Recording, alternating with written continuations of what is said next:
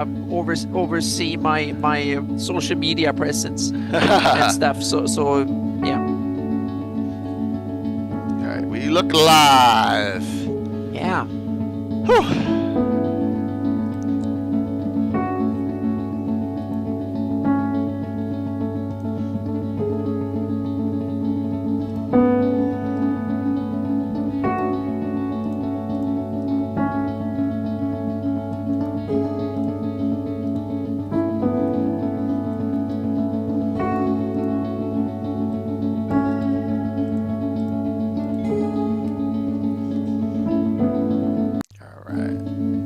Out for less. Yep.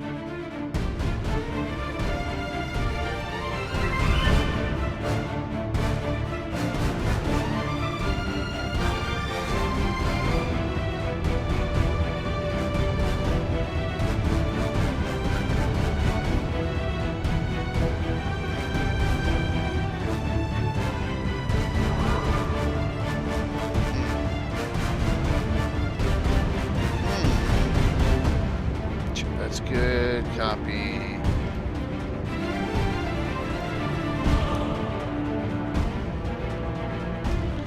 Okay.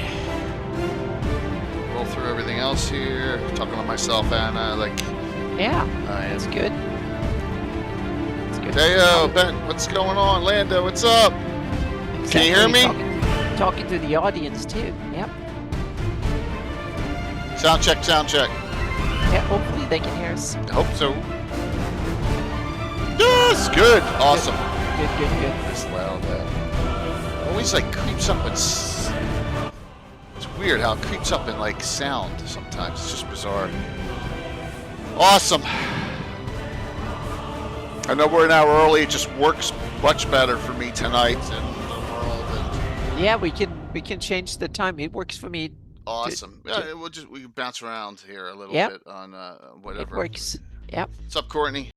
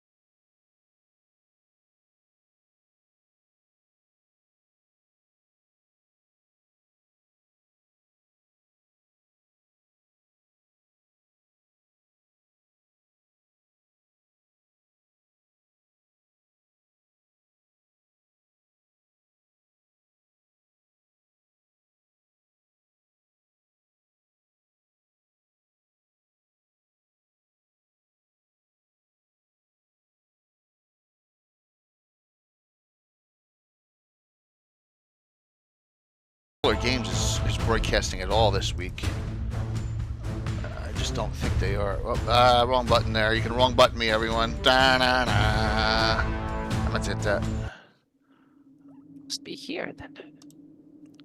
Crossing the void, beyond the wall of worlds, and along the arc of If time. it's cool with you, those I noticed that you guys have done the Undead with Jason Zavoda Oh, and with Alan Brody before, yeah. Yeah, we So did. what- We Yeah, sorry, go on.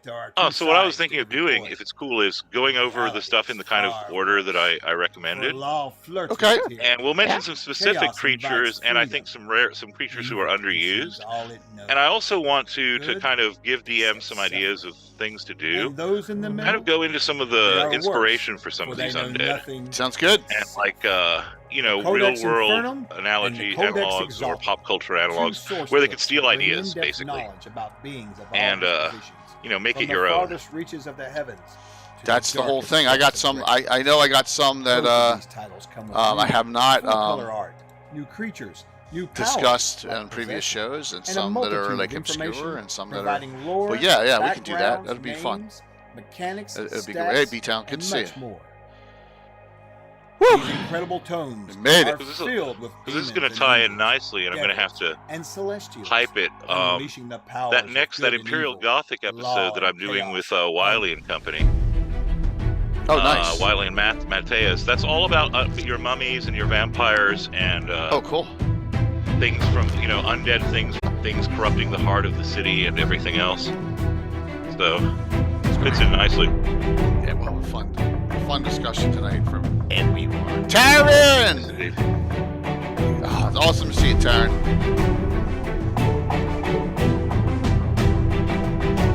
I'm trying to figure out where I buried your shout out. I know it's on one of these pages. That's a man.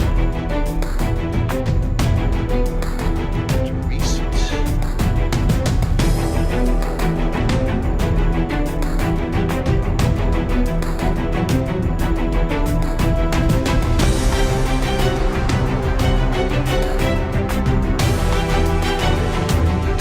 Got a lot going on for the holidays. God, it's so glad you're here.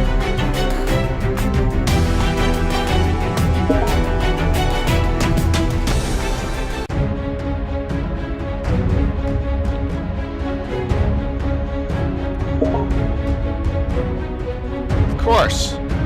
But I should have a press a button shutout out of town. I guess it's I don't know.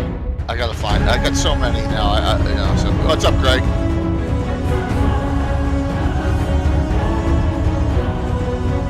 I know we're an hour early, but we're all good here. It's all good. An hour early. This actually works. Let me get these out. That means we go for an extra hour, right? Oh yes. You never know. I mean, I don't feel bad running late on when we end at 9. I really don't. We end at 10, then I get I'm like, so. Sure. Let me just get my IV of caffeine going. Yes, I got mine right here. Good to go. I have mine. Absolutely. Let's see what our topic is tonight, everyone. I was like talking like the password guy right there. Hi, Taryn. Hi, Orlando. The password is Undead. Undead of Greyhawk. Or undead that you want to use in Greyhawk. Exactly. Yeah, you need to kind of get it into the setting a bit. I'm gonna. As a matter of fact, there's something I've got proposed that if you look at the Greyhawk lore, it's implied that something is possible, and something is a creature that's used in other settings but isn't used in Greyhawk, to my knowledge. Oh, that's gonna be a cool But one. it's implied that it should be usable. So we're gonna go with that. That's awesome. Okay. That's 6:58. We're like 2 minutes early, man. That is awesome. Like I said, people will be rolling in. This is an early start time, so a lot of people are not used to, like Curtis, who's on the West Coast and all. I imagine he's still at work, coming on at 7 to 4 o'clock. So I give everyone a break on this. So let's come live here. Boom, boom, boom. Hey, George, good to see you. Oh, yeah. So good evening. I'm Jay Gazumba with my partner crime, Anna B. Meyer, and special guest returning, Les Oblivion Seeker Reno. Les, welcome back. Hey, welcome, and glad to be here. Gonna have a fun discussion tonight. Oh, so here's the thing with the rain, George. We dodged a bullet here in South Jersey. So I only got like 3-4 inches. But I know Rob Phantom up in North Jersey and up got slammed. So if you see Rob on, just see how he's doing. And a lot of other people in the New England area, they got pounded with that rainstorm. I got lucky. I got lucky. Barely, I could deal with 3-4 inches of rain, but not like 12 like some of them got. So just note that. So if you do see Rob Phantom NJ, just say, hey, how are things going? So Yep. tonight, Yeah, I think go ahead, Les. just right quick. I was going to say, I think Phantom NJ said that he had some flooding in his basement. Which is probably a first for him ever up there, because I know where he lives, and it rarely that happens. So yeah, well, as long as he's okay, that's good. Yeah, he seemed to be okay. This was I think yesterday in Canon 5 Discord. He said his entire basement wasn't flooded, thankfully, but he did have to empty the shop vac 3 times. Ugh, yeah, that's annoying. That is super annoying. Let me do the classic D&D reprint giveaway up, and that is set. So please feel free to sign up for that. And tonight we're going to talk with Les, Undead of Greyhawk. Now, here's the funny thing that Anna will remember. What was the topic for the first ever Legends and Lore on Lord Gazumba channel? Anna, first one we ever did, and we had Alan Grohe with us. Was it? We talked about Undead. It was Undead of the Flannis, so I just changed the name to Undead of Greyhawk this time. Yeah. That was. So it's time to reuse the old topics again. That was 250 plus episodes ago. Yeah. So note that, yes, it's a long time, but this one is going to come with a little different spin because we got Les on there, and Les is the deep dive delver of Greyhawk. So you had the deep dive delver on before. I know that you and Jason Zavoda did Undead and Necromancers of the Flaness as well. On Gabbin. Yep. On a Gabbin show. Yes, we did. Talking about Necromancers. So you never know what this discussion will go. So I'm intimidated following in Alan Grohe and Jason Zavoda's footsteps. But another perspective. So, Les, why don't you tell everyone about your idea for how we're going to go about this topic tonight? Sure. For the purposes of imposing some kind of order on the discussion, I propose that we kind of categorize the undead into 3 groups. Now, some of these groups and examples are going to overlap and belong to more than one type, but just as a framework for our conversation, I think this is going to help us. So your first group is going to be your mooks, your minions, and your cannon fodder. These are your hordes, your mindless dead. Pretty much, I'm pretty sure that everyone automatically flashed on zombies and skeletons when I said that. A second category would be undead bound to a place or task, whether by a curse, obsession, or sheer will. These are the purpose-driven undead. I like it. And then finally, you have the big name undead, your mummy kings, vampire lords, liches, etc., where these are individuals who either sought or were bestowed or cursed with immortality, or gave into some kind of temptation, depending on the monster and its story. And they might have a lair, but they'll also have henchmen and agents, and generally backup plans. And they can shift from being just an encounter to becoming a big bad or a recurring villain in your campaign. So what we'll do is we'll break it down into 40-minute sessions, or less for the mooks. Because I know there's a lot of specifics we really want to get to. We have other topics too. The less mechanical angles from the setting perspective as well. Yep. And also some of the background, where some of these creatures were drawn from, which might give DMs some ideas as to how to use them.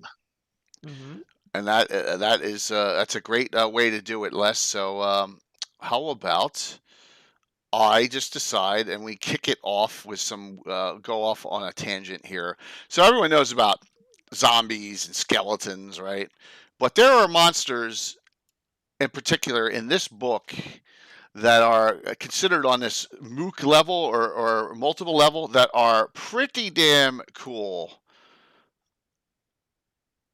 The Fiend Folio, right? Yes, indeed. So let's go to one or two of mine here, let's start right here with C, the Coffer Corpse. There we go. We'll start here, talking about some great Greyhawk ideas. A Coffer Corpse is an undead class found in stranded funeral barges or in other situations which a corpse has failed to return to its maker. So it is basically a type of zombie almost, but with a little bit more twist to it, that it will fall down once it's damaged a certain amount and then re-rise and put tremendous fear on individuals. I like it because it always throws a wrench into it when it goes down, it comes up, and then it can that fear save, especially on low level parties, can make them all go in 12 different directions. So it's one of the ones I like to throw up there. I know a lot of people don't like Fiend Folio, but for Undead, Fiend Folio is fantastic. Oh yeah, absolutely. Yep. So hey, Skygarth. Hello. There we go. Our very favorite favorite Swede, male Swede behind Anna overall there. Yeah. So it's good to see you. And we haven't talked about a single monk yet. No monks today. Don't watch Saturday Probably morning, no monks though. today. Yeah, Saturday morning, exactly. monk. Undead monks. There you go. Undead monks, absolutely. Yeah. Oh, that was still one of the funniest DM's round tables of all time. Any of you knew Skaggs was on DM's round table, and he just goes, "I'm sorry for the swear." He goes, "I just fucking hate monks." It's one of the funniest things I ever remember. So it's good to see you, Skaggs.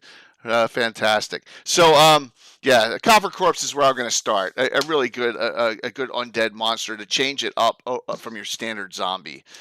So. Generally, I throw those into the second category. Really? The kind of purpose-driven, because again, there's the idea that their final wishes weren't fulfilled.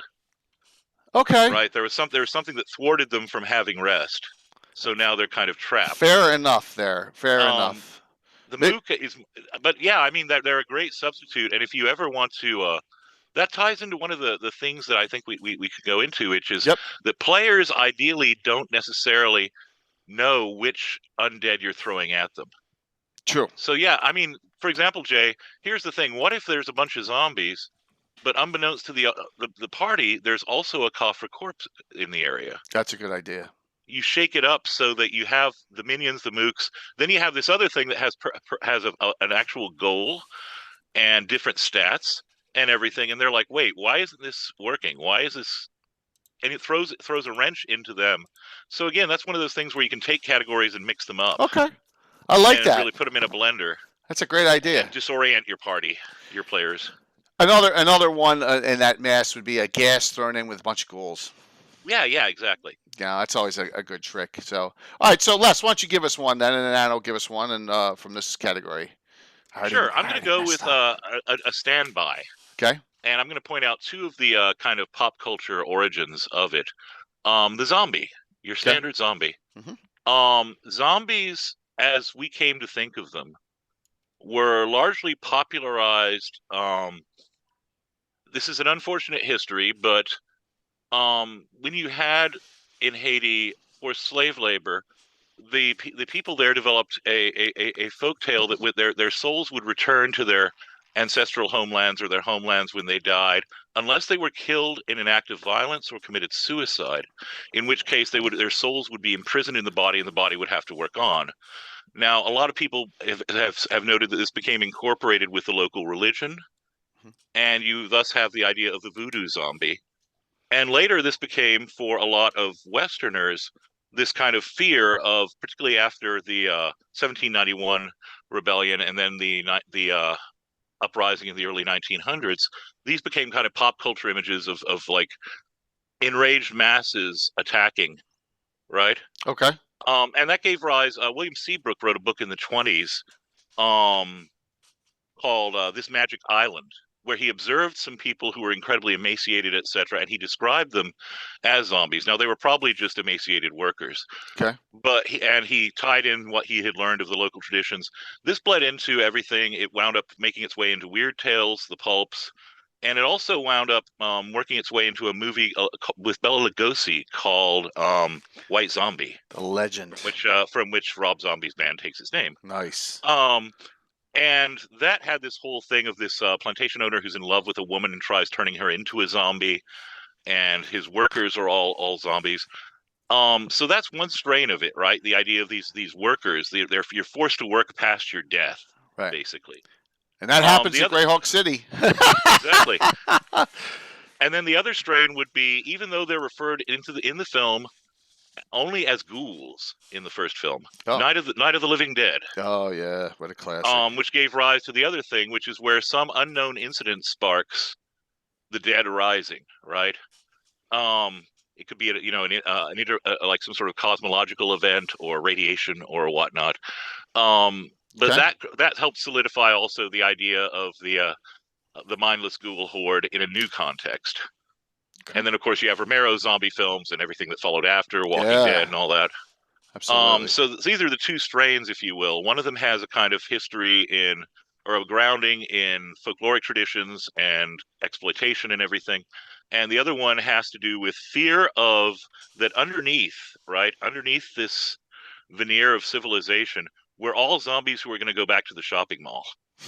Dawn of the Dead. Or Shaun we're all going to return. Yeah, we're all going to return to the shopping mall. We'll all return to the pub. We have these things that are so deeply ingrained in our psyche that we can't help but repeat them. And this ties into something that I'll be bringing up. I mentioned earlier that I'm going to be doing the Imperial Gothic with on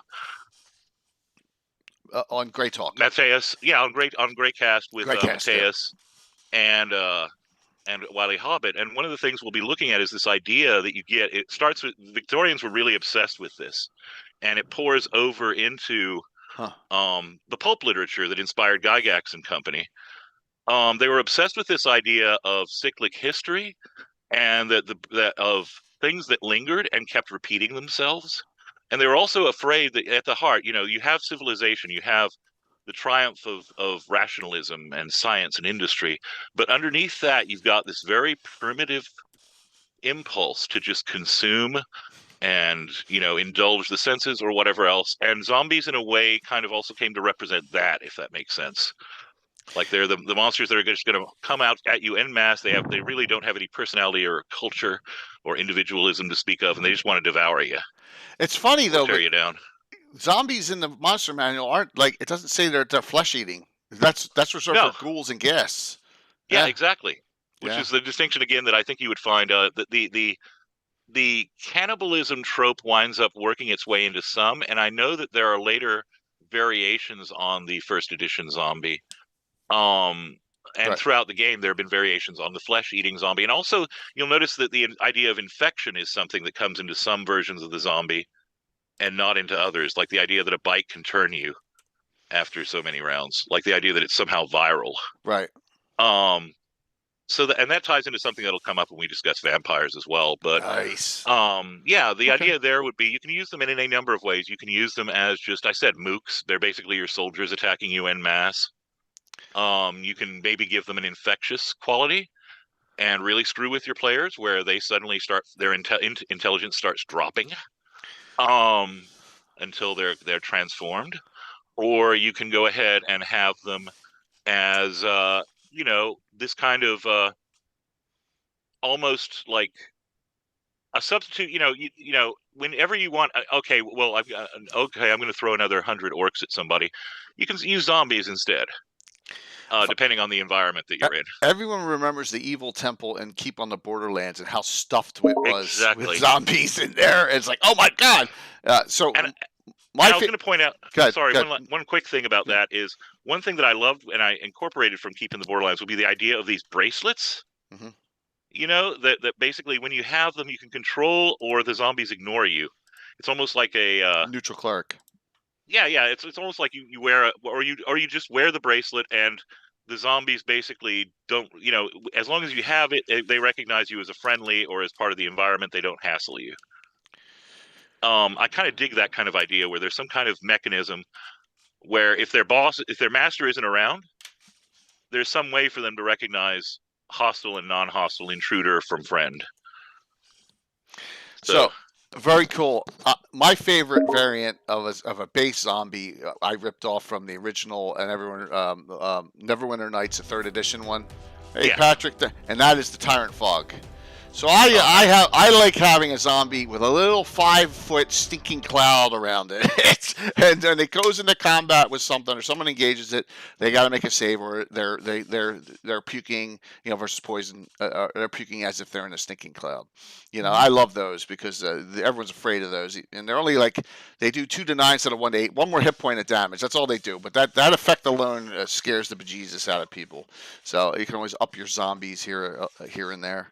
And I was going to say too, just one last thought is that if you take that idea that somehow something has been done to them And it's as if their soul is trapped inside their body, but they have no control over their body. And they can't die unless they're destroyed. You can really add an element of pathos to that. Yeah. You can really have the bit where when the players kill them, there's almost like a whispered thank you for releasing me from this torment. It's like the classical ghost story and stuff. Exactly. Yeah. Excellent. All right, Anna. Well, first I have to take a classic from Fiend Folio, and that's the Eye of Fear and Flame. That's that's a classic. So you're jumping right into the big ones, not even the mooks, right? You're jumping right into the. Oh, I'm sorry. Yeah, that's all right. Got ahead of. I just that was the next one came up in from. That's fine. Folio. That's fine. So that one is kind of cool. It's more on the powerful side. 12 hit dice. Yeah. Yeah. Okay. Elf EYE. I can't even. I am page not 35. an animal. Page 35. There we go. Yeah. And there's some interesting trivia about the Eye of Fear and Flame, by the way. Yeah. The whole debate that Ed Greenwood and Don Trumbull had about it. Yeah. Yeah, there's a wiki page that has a lot of that summed up. I put Jim. it in. It's a Forgotten Realms wiki page, but it sums up. Yeah, I remember when it was in Dragon Magazine. Yeah, so I put it in there because that links to a lot of this discussion. The Eye of Fear and Flame is a tempter, if I recall, right? Trying to get good people to perform evil deeds. Trying to get the lawful to become chaotic. Yeah. Well, but that's probably a leftover from the really old D&D stuff. So you could probably, you should probably just reskin it to make evil deeds. Yeah. Oh no, because in my case, Anna, there was one thing where the eyes from an Eye of Fear and Flame persisted, right? Uh-huh. And they eventually recounted. I have to tell the story. God bless Gary Holian for being a good sport about it. When in one of my Spine Castle one shots. The idea is that the Church of Hextor, of course, is trying to impose order on everything, right? But the gems from the Eye of Fear and Flame want to bring chaos to everything. They want to drag everything down, and eventually, one of them tempted him as a priest of Hextor, and successfully seduced him. He failed a resistance roll, and he was freed from its influence, mind you, before he put out his own eye and inserted the gem in his own skull. Mm-hmm. But his god abandoned him for his weakness. Hextor could not abide the weakness that would allow some other entity to seize control of one of his priests. And as they were leaving, the others saw in Old Iridian this writing above the exit, but he saw, "Your god has forsaken you." That's all. Being forsaken by Hextor would really suck. And it did. But the idea there would be that I liked the idea that there is a creature that not only wants to lure the good towards evil, but it wants to just drag, people who have a tendency towards law and order, and things aren't working the way I want them to. Oh, it could work the way you want to if everyone just listened to you, but they're ignoring you, don't you see? And you really need to just give in and do what you want. That will help you bring the order you want. And it slowly starts cracking the psyche of these lawful people until they just give in and go nuts, if that makes sense. Yeah.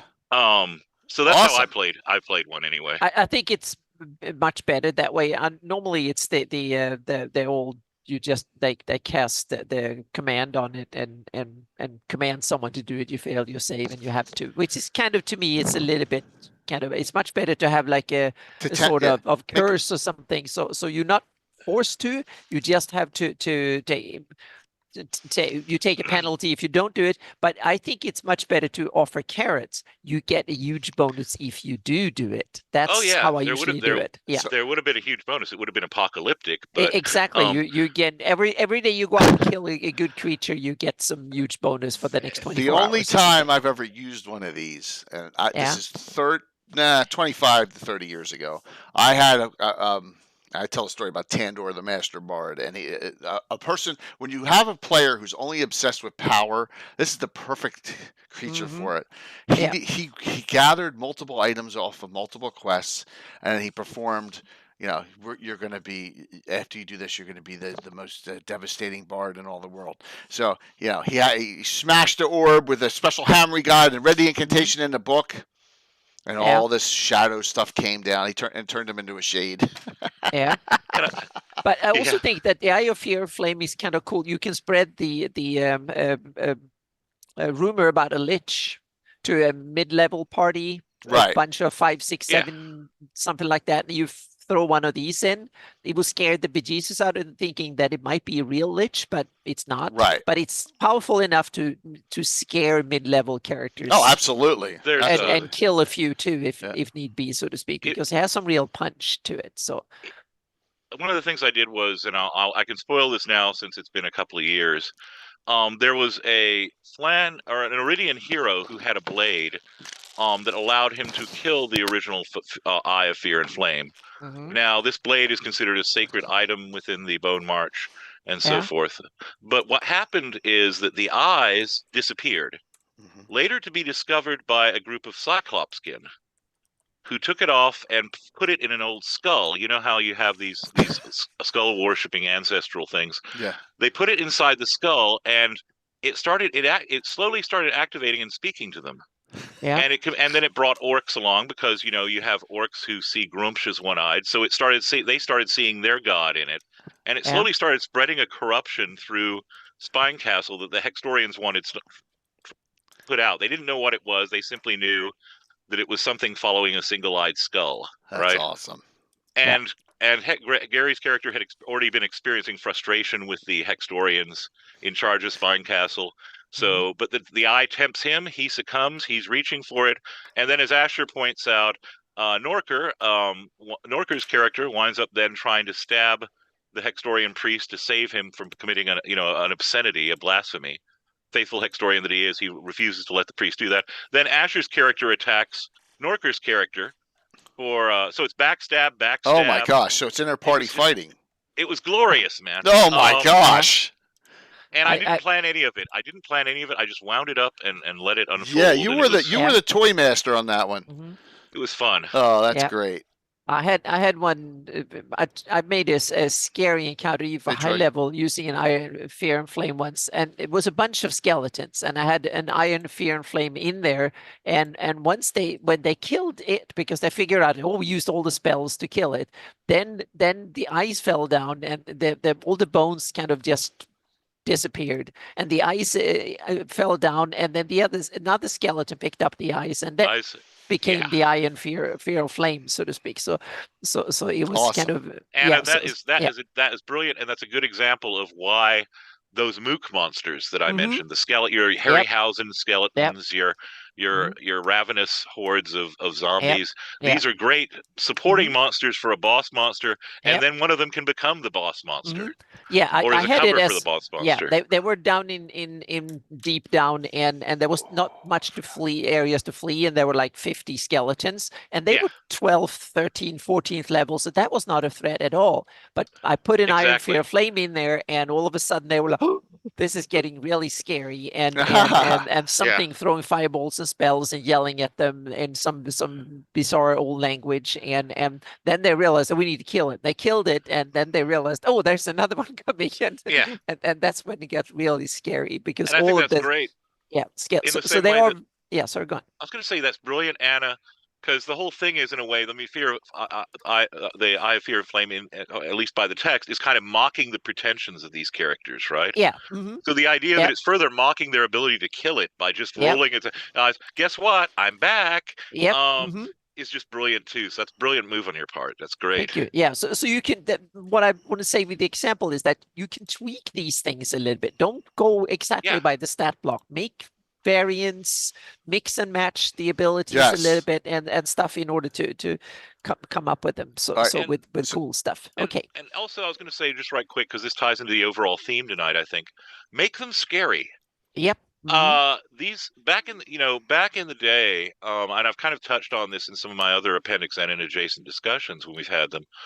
There was a thin line. People didn't know. You had Fae, you had the spirits of the dead, you had other things living in the mountains or living in a certain spot in the woods, and it's very much a question of borders and boundaries between not only territories and civil, marked known, that which is known and that which is not known, but between the living and the dead, and between the governable by natural laws versus supernatural or occult. Yep. You have these kind of great boundaries, and when things start intruding and going wrong, and it's Yep. almost like a signal to the players as things get, there's this accumulation where it's one thing's gone wrong, you notice there's something else that's off, and then suddenly you're in the thick of it. Yeah, and also Undead requires a lot of environmental tweaks. One of the tricks I've used I usually use it at least every time I have new players that I haven't played with before. Make sure that when there's Undead and stuff coming and powerful, that then especially undead stuff, then you have the undead killed a lot of enemies. So they get to an area where someone has slaughtered enemies, and they get into an area that is already been plundered and slaughtered in the most heinous way possible. So you set the mood, so to speak, that so the characters realize that, there are creatures that are as powerful as us, like a Ayusian priest or whatever, meaning all sorts of stuff. And that's when you can introduce Undead into it. Once you have the mood is right, and the players start to be like, we're not sure we can go in there or whatever or something. That's when you can so especially the smart Undead, the free will one, like the ghouls and others, the Undead that can think. Have them only strike when the character and the players are a little bit scared and thrown off the loop and stuff. So players are always scared. No, not certainly not always. And sometimes it's good to throw them when they're not scared too. But you should sometimes make it more of a go out there and show off the power of the undead, not on the characters first, but on something else. Okay. That the ghouls have already had a first feast, and they might be ready for more soon, so to speak, or something like that. All right, so we've only gotten through 3 monsters in a half hour. Yeah. We're gonna pick up the pace a little bit. Okay. Sound I good? have one more after. So it's your turn. I have one more. Les, you're up. Yep. So we're going to get through a lot of these because I know a lot of people are like, "What do you got?" Yeah, go for it. I was going to say, do we want to go for onto the next group of monsters? Whatever you'd like to, Les. If you'd like to do that, that's fine. In this case, before I go on, because there is something very special that I have for that second tier. But before we go on, I was also going to mention you can have some of these monsters that are, how can I put it? They have really no vested interest in the players. True. We've talked before about the idea, and certainly we're going to come across a few going on examples of non-evil undead. Yeah, there's some good ones. Certainly, there are neutral undead. Yeah, I have you can skeletons. think of situations in which the skeletons, skeletons are often antagonistic, or portrayed as antagonistic. But what if they're just there to? And the same thing with the zombies. What if the zombies are just going about their business? They really don't have an interest in you unless you hassle. In my campaign, I have undead made, meaning they're made as undead skeletons, but they're also animated skeletons. Instead of just animated broom, you can animate a skeleton. They're not evil. They're not even undead, so to speak. But then I have undead skeletons that are infused with undeath, meaning negative. And that we have something, if we have time later, to talk about what is the nature of undeath. What is this, so to speak? Because that's something, if you want to build on this in your campaign, you should start figuring out what are undead in your campaign, or undeath, so you can build and tweak it and see it, both its strength and its weaknesses and limitations and stuff. Skeletons are a great base. I mean, I love them right off the bat, just because you can't. Edge weapons do half damage to them, edge and missile. Yeah. So that's great. Now combine that, as I've shown in 2 adventures so far.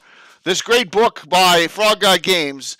And Monstrosities is great. Coco was there for this, and let me just bring this up. I'll show you a picture. Well, it's in here. You can also boost them by changing the material. You can use bone to steel, and you can use all sorts of cool stuff with them. You can, or double spell where they're unturnable. Yeah. So this is one that the elemental skeleton water. Now I'll tell you this. Yeah. These elemental skeletons that are in this book were created by a 10-year-old. And published. That's so cool. It's Michael Zudrak's son. So I just want to show you that you can add all sorts of abilities to your skeletons, and it doesn't affect anything. Give them a little more hit die, a little more damage. It just upper levels of skeletons. So I had fun with these. I had fun working with those when we're talking about our base skeletons, definitely. So go ahead, Les. Oh, You could- another example. I know this might well tie into what you were talking about before, and I'm loath to toot my own horn, but I was kind of pleased with the results of this. Back in one of the issues of the Oath Journal, Mhm. I introduced this idea of these Watchers, Okay. right? And what they are is they are among the ancient Flan tribes. If you transgressed in some way in a way that injured or hurt the tribe, they put you to use. Essentially a ceremony was performed, which is kind of described in the book or in the article, and your soul was basically trapped for a while your body was preserved in a bog. Your body was then recovered, and your soul put into it, and permanent spells put on cast on the thing. So essentially, you would be a scarecrow of sorts, Oh man, forced to watch over the tribe's that's crops interesting. as retribution, and as a way of balancing out that which you took, which put the tribe in jeopardy, be it an individual life or you stole or whatever else. You've endangered the tribe. This balances out that act by making you of use. So, and it's a form of undeath. I was very influenced by what got me thinking was the scarecrow in the Greyhawk Monstrous Compendium for second edition, Scarecrow, which I liked. Yeah, the Scarecrow, a low-level Scarecrow with a charm ability could TPK a party really easily. Yeah, really easily. And but in this case, I was like, what if this thing is not mobile? What if instead the potential is one of your ancestors is trapped like that, right? Or you have to or a ritual was left incomplete because of being interrupted by, I don't know, an ARD raid or something like that. And the player character has to go on a quest to make things right after all these centuries. That's a great idea. So again, it's also a way of tying this stuff in exactly that somehow your bloodline has been cursed with bad luck as a result of this, and you need to go ahead and make it right. So that's one of the things that I threw into. What What journal is that in, Les? I want to say, I'm looking now. I believe it was. Let me check. Because I thought I was completely prepared for every undead that was going to come up, and he got me. Les got me on one I didn't have the doc up for. I have one too that. That's I know, awesome. It's let me see. You guys, I'm telling you, I can never be prepared. I'm losing my mind here. Hold on for a sec. Thread Queen. I think it was that one. Let me double check. Yeah, it was 30. She's 34. Okay. There's an article in it. What page? Under Secret Legacies of the Flan. Just a minute, and I'll be able to tell you. Okay, and then I can hop to it, of course. And because I have everything on this computer, because I don't crash it like every other time, right, Anna? Because I got so much stuff up at the same time. So are we looking in Dragon Magazine? Earth Journal 34. Earth Journal 34, because this was my page little 16. invention. 16 is your article start. Here it is. There we go. Yeah, the Watchers. The Watchers of the Fields. All right, this is Earth Journal 34, everyone, if you want to go check this out. Really cool, and some great artwork there. And some information about the dual role that in a Flan tribe, druids and necromancers, the way that they could coexist and function. Awesome. Back in the day. So if you have necromancers and you're curious about that kind of thing. Anna, this is right up your alley with the Flan. Mm-hmm. Yep. Tribal necromancers. And like I said, I hate it to toot my horn, but here's an example of how you can take something and run with it and create something that's very much your own and incorporate it into the lore, because this, of course, ties into Vecna and some other stuff. Brilliant. That's brilliant. So yeah, that would be one of my things. And also, even though we're a bit ahead of time, I'd say the Scarecrow is another great example of just a monster to undead monster. Is it undead? It says it's a golem. Yeah, it says it's a golem, because it's one of those things where clearly it's not, but when you look at the Scarecrow, you're going to think of like Night of the Scarecrow and all those other movies, right? Yeah.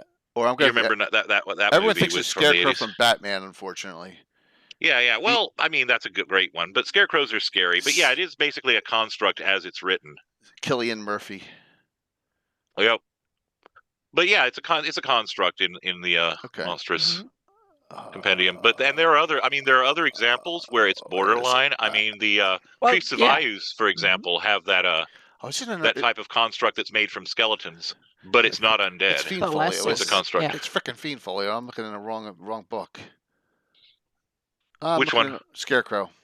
I think it was the Greyhawk Monsters Compendium for D&D, AD&D 2nd. There it is. It's in Fiend Folio too. Yep. There it is. Oh, there he is. Yeah. Kobold Press made a 5e version of the Scarecrow. That is really cool. Hang on a second, it's somewhere. I forgot what it's. I guess it just depends on your point of view whether they're enchanted by someone or they're created in undead form by someone, which it doesn't, which is which is good either way. Twig Jack. Twig Jack. Okay. Yeah, Twig Jacks are a version. It's. Hey Tim. Yeah, scarecrows are not to be messed with. They're like, they don't do much damage. They're not about. They're about taking over a whole party. Yeah, and there's the several fun is, different Jay, versions. Number appearing. That's the other thing that's fun about it. Yeah, if you have them all running about. Usually it's 2 to 3 with me. A lot of my adventures with the Overgord, Mike Disney's Overgord, and witches thrown in there have scarecrows about in their fields. Just that way it's easy to control people. So yeah, it's a good one. The other thing that I think is important too is since we were just talking about it, number appearing. Yeah. Always think about how these creatures would act, like a battle roster kind of thing. About like what attacks are they going to use? How are they going to use them? Yeah. Are they going to attack as a swarm or horde, or are they going to attack individually? Think through how the intelligence level of the creature. And also where they came from. Like maybe it's I mentioned the Romero zombie has these residual memories and returns to the shopping mall, right? Maybe they have some memory of how they used to fight or would have fought, and that determines how a zombie or skeleton would fight presently. Well, for some reason, when I think of scarecrows, and it doesn't make sense, I guess because they're in cornfields, I always go to Children of the Corn. He who walks among the rows. Yeah. Yes. So, a lot of you don't remember. Yeah, just recently, my last Halloween special was close to that name, but it was a little more disturbing. So, but that's a good one. That's a real good one, Les. All right, a classic. I'm going to go here because I just ran these a couple weeks ago as well, and that is the legend. And I guess this is on Mass too. These drowned ones, sea zombies. Yes. Right out of Greyhawk Adventures. Now, this is a uniquely Greyhawk monster, which was enhanced by James Jacobs and some other people when they gave, and in this article itself, I mean, in Greyhawk Adventures, they have clerics. They are self-willed undead from the role tie-in from that Saturday doubleheader, right? John ones are free-willed and are rumored to be animated by the will of the god in the role, the Reaper. But right here it talks about them having a clerical ability, right? So it actually says in here that there are spellcasters. So it was added on that they also had assassins, even and other things. And I even added mages. So they were able to have classes. So I love them. They move very fast in the water. They're unturnable, which makes them great. Makes them great for any kind of cultist in a role, and I put them right in the Jewel River, and that was the little twist. They weren't sea zombies at that point. How did they get there and all? That's for another time. But yeah, love them. Love the stench and all. And the only their drawback, the rot and the bloat. Yeah, their armor class is terrible. So bloated. They're easy. Yeah, really great one. One of my favorites of all time, and it is a Greyhawk undead. So. All right, Anna, what do you got? Go ahead, Les. Okay. I was going to say, Jay, you love your gaseous exploding corpses too. Exploding corpses are. There used to be a game called Myth. Does anyone remember that one? A game where you had like different types of troops, and you had those big Hulk corpses that would walk onto the field and blow up. You remember that? So I ripped it right off. That was from like the 90s. I ripped it right off, and I'm like, this is a perfect thing. Yeah, there are several video games that have had similar ideas. Yeah. It's kind of a classic thing. Yeah, I love doing that to players because particularly if they're not used to thinking that way, they're just, why is this corpse so bloated? And why is it just not really? It's punching, but it's not doing. Okay, I'm gonna slash it or stab it, and the next thing you know, it's like, oh, here, have some bone fragments and projectile gore, etc. Yeah, Chris, this is not unique undead. This is all different types of undead. We're going to talk about uniques and non and all that, everything. All as much undead as we can squeeze in. Yep. Sorry, Les. No. That was pretty much it. I was like similar thinking there. I love the look of horror on players' faces as bits of bone start embedding themselves. Especially for new players. I mean, all of them. I had 4 people who never. I'm mean. Because my guys, they knew it was coming last Thursday, right? They knew and they blew them up quick.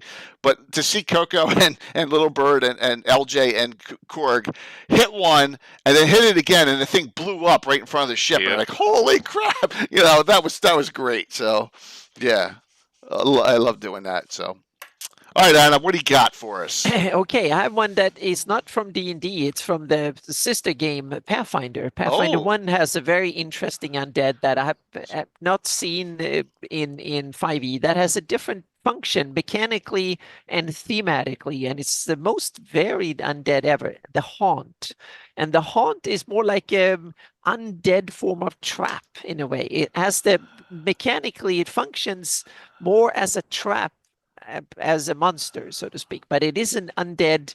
It's a haunt. It's there, and it has a whole bunch of rules, so you can actually make the haunts as needed, so to speak. So they can be a form of primitive ghost, but their haunts listed and their rules. So I've seen haunts from like CR quarters, CR meaning just for beginners that can barely do any damage. They're just a nuisance. They can blur things, so they can spook you or something like that, or make you glow with fairy fire, or just some nuisance, so to speak. And up to CR 12 and beyond. So haunts can be deadly. I mean, and those can be haunts of, if the beginnings are just dead creatures that die, but they are not disturbed enough to become ghosts or anything like that. They're just unruly spirits, so to speak, that are lingering somewhere. Monster Manual 2, Anna. Oh yeah, but it's not a different. It functions differently. Oh, does it? Yeah. Okay. They have the same name, but they function. Oh, okay. Sorry about that. So no. It's good. So because it's there, but it's the haunt in the Pathfinder haunt it's like a trap. You have a certain chance of detecting them. If you don't detect them beforehand, then they go off and you take the effect, so to speak. Okay. But then they can be just from doing slight little things, but they can also be, they're like a trap that you don't need a rogue or a thief to disable. They're a trap for cleric to disable, and rather than feet, because they are not mechanical or anything. They're kind of undead traps. But the really powerful ones, if the minuscule ones can be just like unruly spirits. The really powerful ones can be old faded gods and stuff like that, who are lingering in a place and an aspect of them that can cause mayhem and on a scale, vastly bigger scale, so to speak. There are some really cool rules where you can make really, really powerful ones. You can have like awesome. what a slain old forgotten lord, demon lord or something like that, whose spirits are lingering in an area.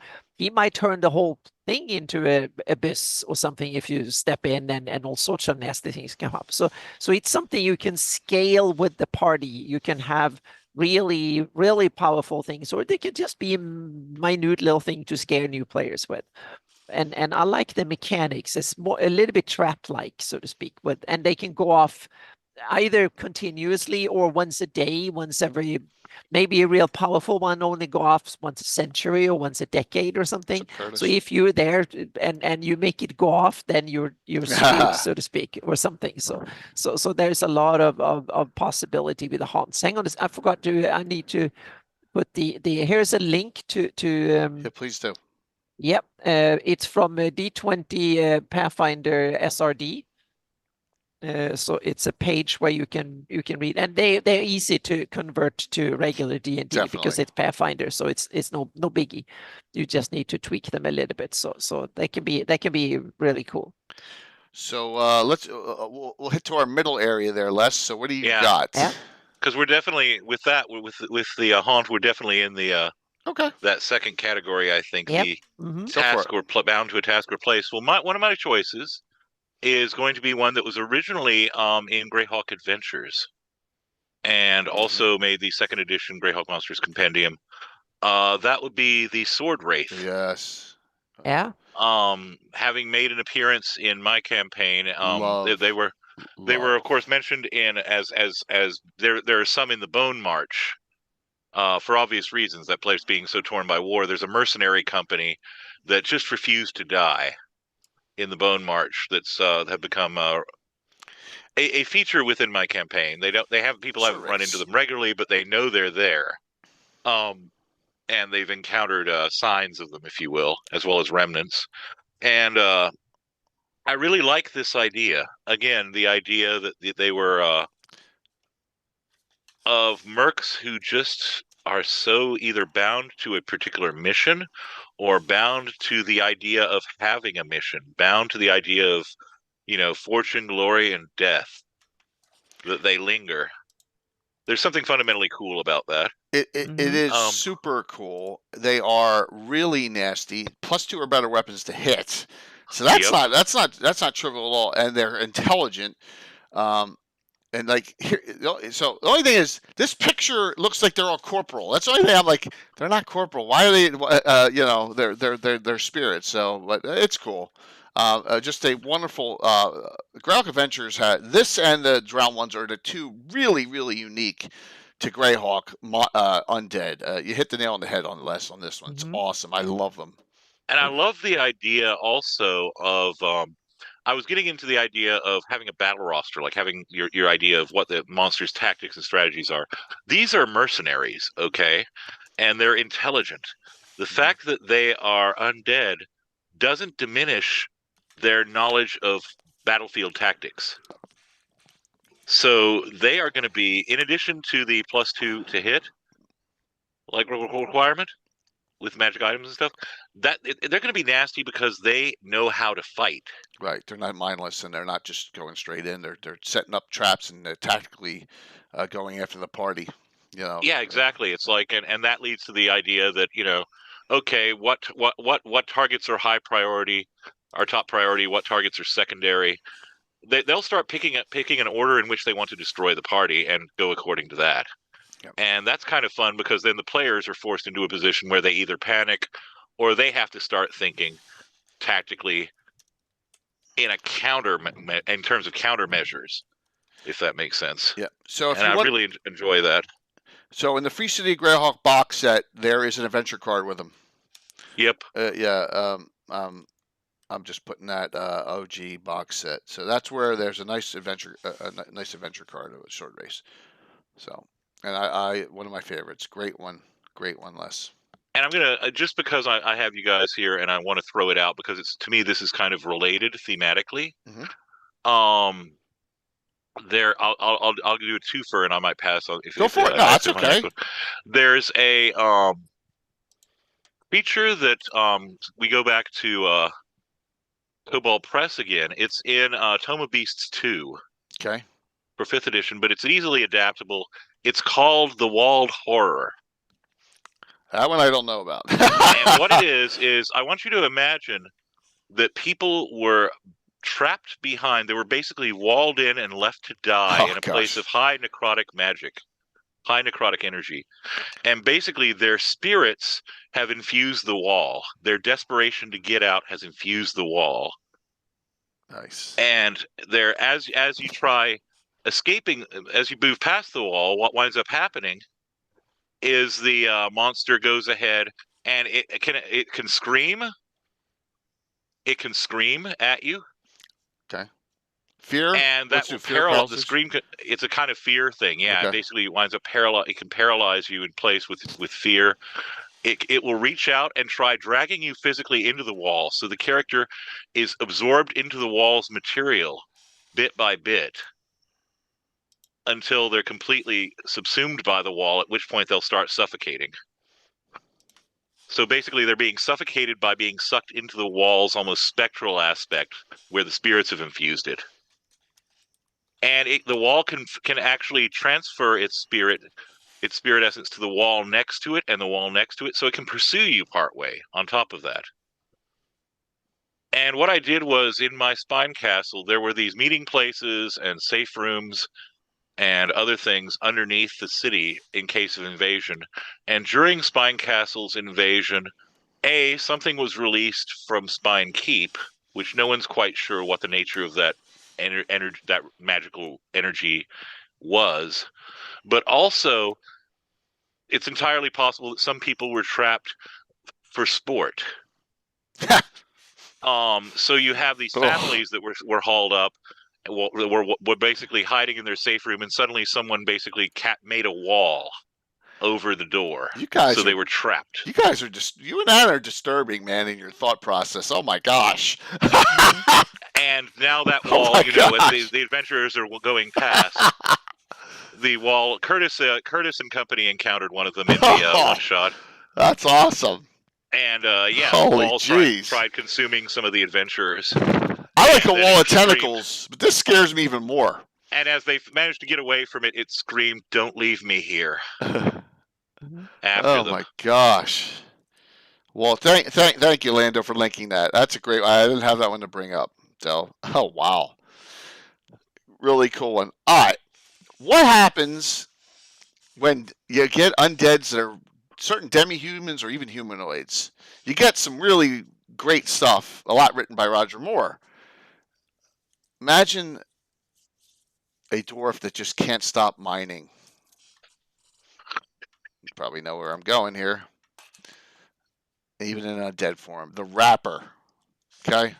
What a great one this is. Where I love the illustration. Yeah, the pounding. And it was a thief or a dwarven miner who was killed in a collapse or whatever, and they're just there and they're just still. But they're one of those single thought processes monsters, but they're really nasty. The wrapping can actually turn you insane. So that is one, and then the second one is a gnoll, the Shufa. Oh yeah, another great one. Gnoll Undead Guardian. So the only deity gnolls worship is Yunu, and then it talks about their name means returners in the Gnoll tongue, a reference to the belief that Shishuvas are the incarnations of the spirits of the greatest of Yinu's shamans.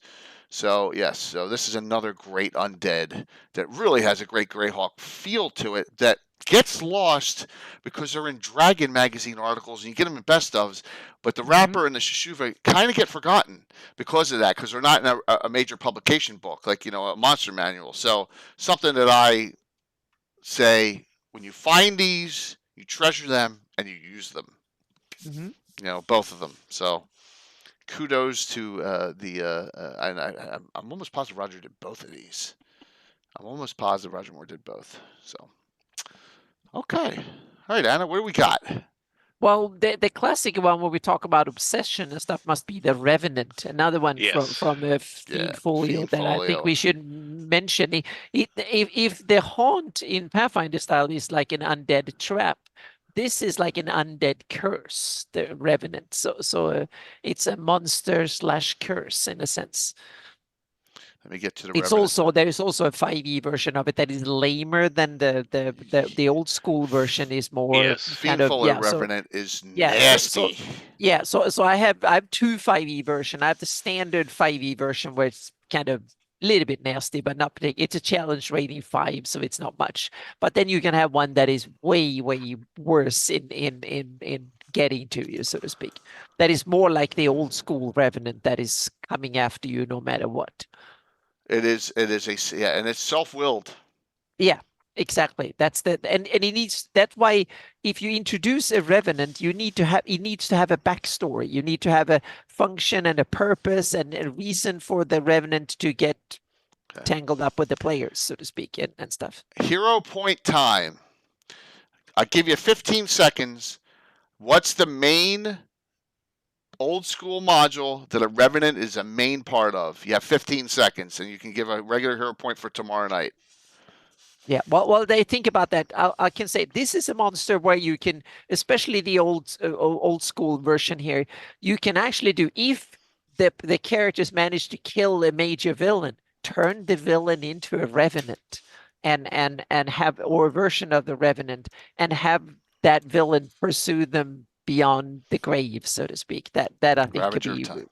yeah, could be really cool. Yep.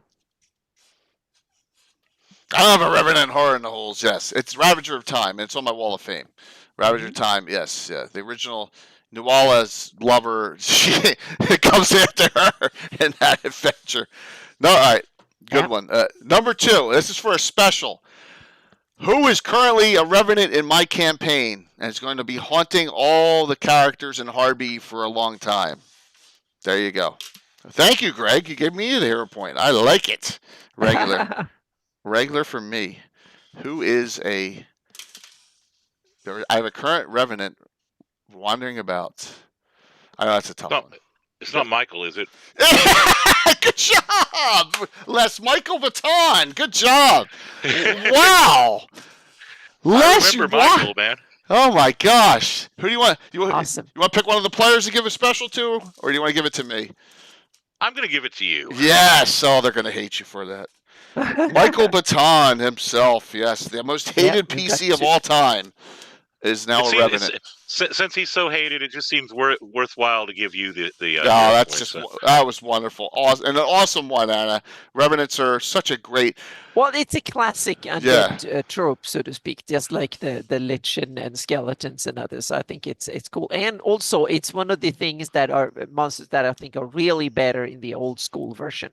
So all you 5e players or DMs out there, you need to boost and make a better one. I agree, and Anna, I think this is also where I should mention what we were discussing yesterday. I think that article in Different Worlds. Magazine. Different Worlds was a magazine that Chaosium published back in the 80s, but a lot of the articles were either system neutral. Some of them were even AD&D or D&D, but this particular article was called "The Undead of Norse Folklore." Yeah. By Lawrence J.P. Gillespie, and it was in Different Worlds number 26, January 1983, and it goes into your Revenant type and Guardian undead from the sagas, like it goes into Glamir from Grettir's saga and the Dragar and things like that, where it's very much that kind of idea of the Revenants. And, as we were discussing, kind of like the end of the Northman, if the main character was already dead and just carrying on with his blood quest. It was very much that kind of feel. Yeah, so and that's a great way of introducing some of these villains, like the Revenant, even the Lich in some way. If you have a major villain that is like a high-level cleric or necromancer or someone, if they manage to kill it, have it come back as a lich, or you can even have some of them come back like a ghost or a revenant or something. So you can play with these cool things, so to speak. So if they only kill it and leave the body, then that's wonderful. So don't urge them and don't ask them, what do you do with the body, or do you do anything? No. Just assume that if they don't tell you specifically what they do, they just leave the body and go on. And then you have chapter 2 or the more advanced version of the campaign. It's on track, so to speak. Awesome one, Anna. Awesome one. So that leads to and also the Rauger and the Aptegranger or the I'm trying to use my Scandinavian linguistics here a little bit too. That they are kind of cool because they have abilities like they can go through the ground and they can burrow and other stuff like that. So you can kind of and have monsters that can go between incorporeal and corporeal and stuff like that, because some of these undead can swing from one to the other. Never leave the body. That's funny. So yeah.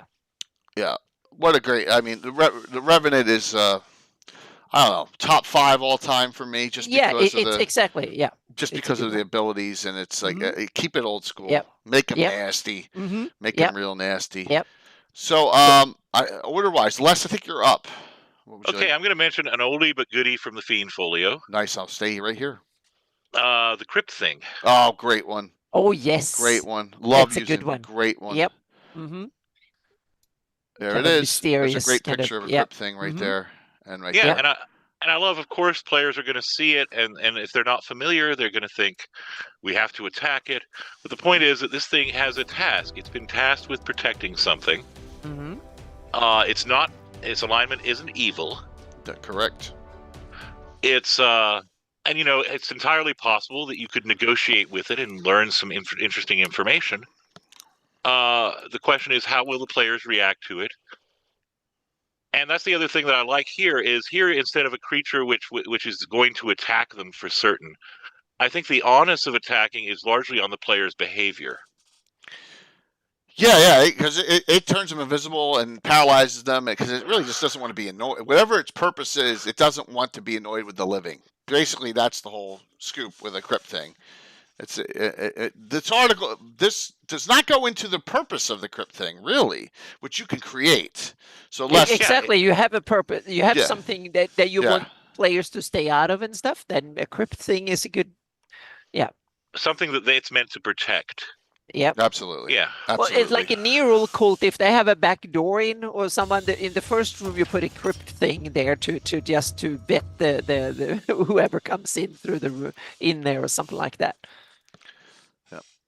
So I've used them multiple times. Always, they have some really, the teleportation thing is nasty because you can teleport them accidentally in a solid rock by accident. Yep.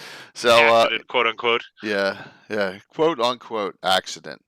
Another great one, Les. All right, let me see what I got here, as I wasn't paying attention. It was up to me now. Let's talk about. No, it's only 8, so we'll wait 15, 20 minutes before we start going into some unique ones. How's that sound? Yeah. Yeah. I'll leave that one to someone else. All right, this one is not unique, but it's close to it. Oh, thanks, Moops, for getting us that height. Thank you very much. This one is one, and there's very few that do not appear. It does not appear until 2nd edition. That's the Soul Lich. Yes. A great adversary, and I used it in my group a while back. I put a couple in the near the Atreka, right? I put it in that area of the Sus Forest where there's always rumors about the albino Soul running around. So a Soul Lich is actually feels a little bit like the Witch, where the Soul Lich actually will inhabit multiple bodies over its lifetime. It'll take its essence and move into another body, and so it is an ancient. This is right up Rich's alley. Too bad Rich isn't here. But yeah, a Soul Lich is really cool. It's a lot of power, but they're not like a traditional Lich, where they're just getting older and older and rotting. Aside from them using up their host bodies, here's another standard of comparison for you, Jay. Okay. The movie Fallen with Denzel Washington. Oh yeah, great movie. Where it body hops. Yes. Yeah. And of course, there's the neat thing where, because of the nature of its, I think it's implied in some of the lore that because of the nature of the agreement that they reached with Wee Joss and the nature of Wee Joss's views on necromancy, it can enter a willing body, say someone who is it's seduced or someone who's become its cultist or whatnot, no problem. Everyone else has to make a saving throw. Yeah. So it's not like it can automatically possess you if you agree to it, or to being possession by it, or if you are somehow already agreed, right? If you're just some random person whose body it needs out of convenience, it risks being rejected, and that causes consequences. Also, one of the things I was going to save this actually for the third tier, because I see them as the flip side of the standard Lich, right? Absolutely. So they're in that kind of, because there are a number of named Soul Liches. But a lot of them are Planescape, because for whatever reason, a number of the Soul Liches seem to have jumped planet after. I have a feeling that is because, Les, that the Soul Lich came out in 2nd edition, and a lot of specific writing for Greyhawk wasn't being done. It was all general, Black Border books at the time. I think there's that, but I'm talking about in universe. What would the reason be? And I like to think that part of it's so that they can go ahead and go on unmolested, if that makes sense, in their research. Yeah. And there's also the idea, of course, that there's if you really want a nice bit of rivalry, let's say that you have a Soul who became a Lich, a standard Lich later. Thanks. But it's always picked at him what the secret of Soul Lichdom was.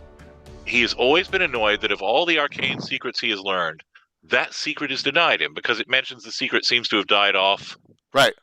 In the migration. With the cataclysms. Yeah, which so is a with long that time. in mind, So with that in mind, imagine a Lich who is obsessed with finding a Soul Lich and extracting the secret because that's the one thing that it was denied. The one arcane secret it's been denied. It's a great storyline. Yeah, I mean, I just love, and I love frustration, if that makes sense, as a motivation for the undead, because as we shall see when we get to another class of undead, you already have the idea of ennui. Basically, I've existed so long that nothing can please me further. Existential boredom, basically. But what about the thing where there's that one bit? It's like stuck, like a grain of popcorn in the back of your teeth, and you can't get it out, and you've always wanted this thing. And you can't have it. It's like, Tantalus being denied the fruit. You want that darn thing, and here's a Soul Lich. I want to know that secret. I cannot be content. I cannot be complete in my lichdom until I know what eluded me. So yeah, that's just an idea, just a little bit of motivation perhaps for some Lich on Lich action. Lich on, don't go. Yeah, that's taboo. Ooh, well, the undead are all about the taboo. Oh, that's funny. Lich on Lich action. Mm-hmm. All right, Anna, we're on it. Open it up. Whatever you want to discuss. This one is interesting. It's a 5e monster that came with 5e, but I wanted to take it because I don't like the backstory. I'm going to talk about that a little bit, but I love the stats and I think it fills a niche. It's a monster that is almost lich-like. It has a phylactery and it's challenge rating 12, so it's really up there, but it doesn't have much magical abilities. It has fighting abilities, and I'm talking about the Bone Claw. It's a skeletal it's an undead creature, but that has shadowy abilities, can use claws and stuff, can reach out to 15 feet, can do some nasty damage, and it also really, really hard to kill because it has a phylactery.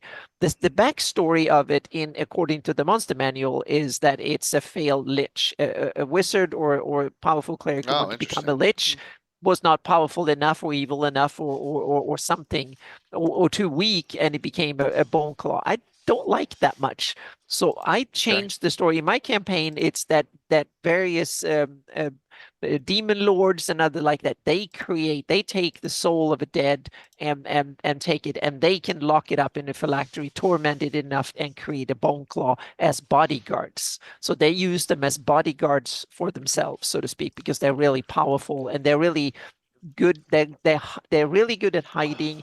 They can reach out, and they have a physical punch that is really, really high, and they're hard to kill.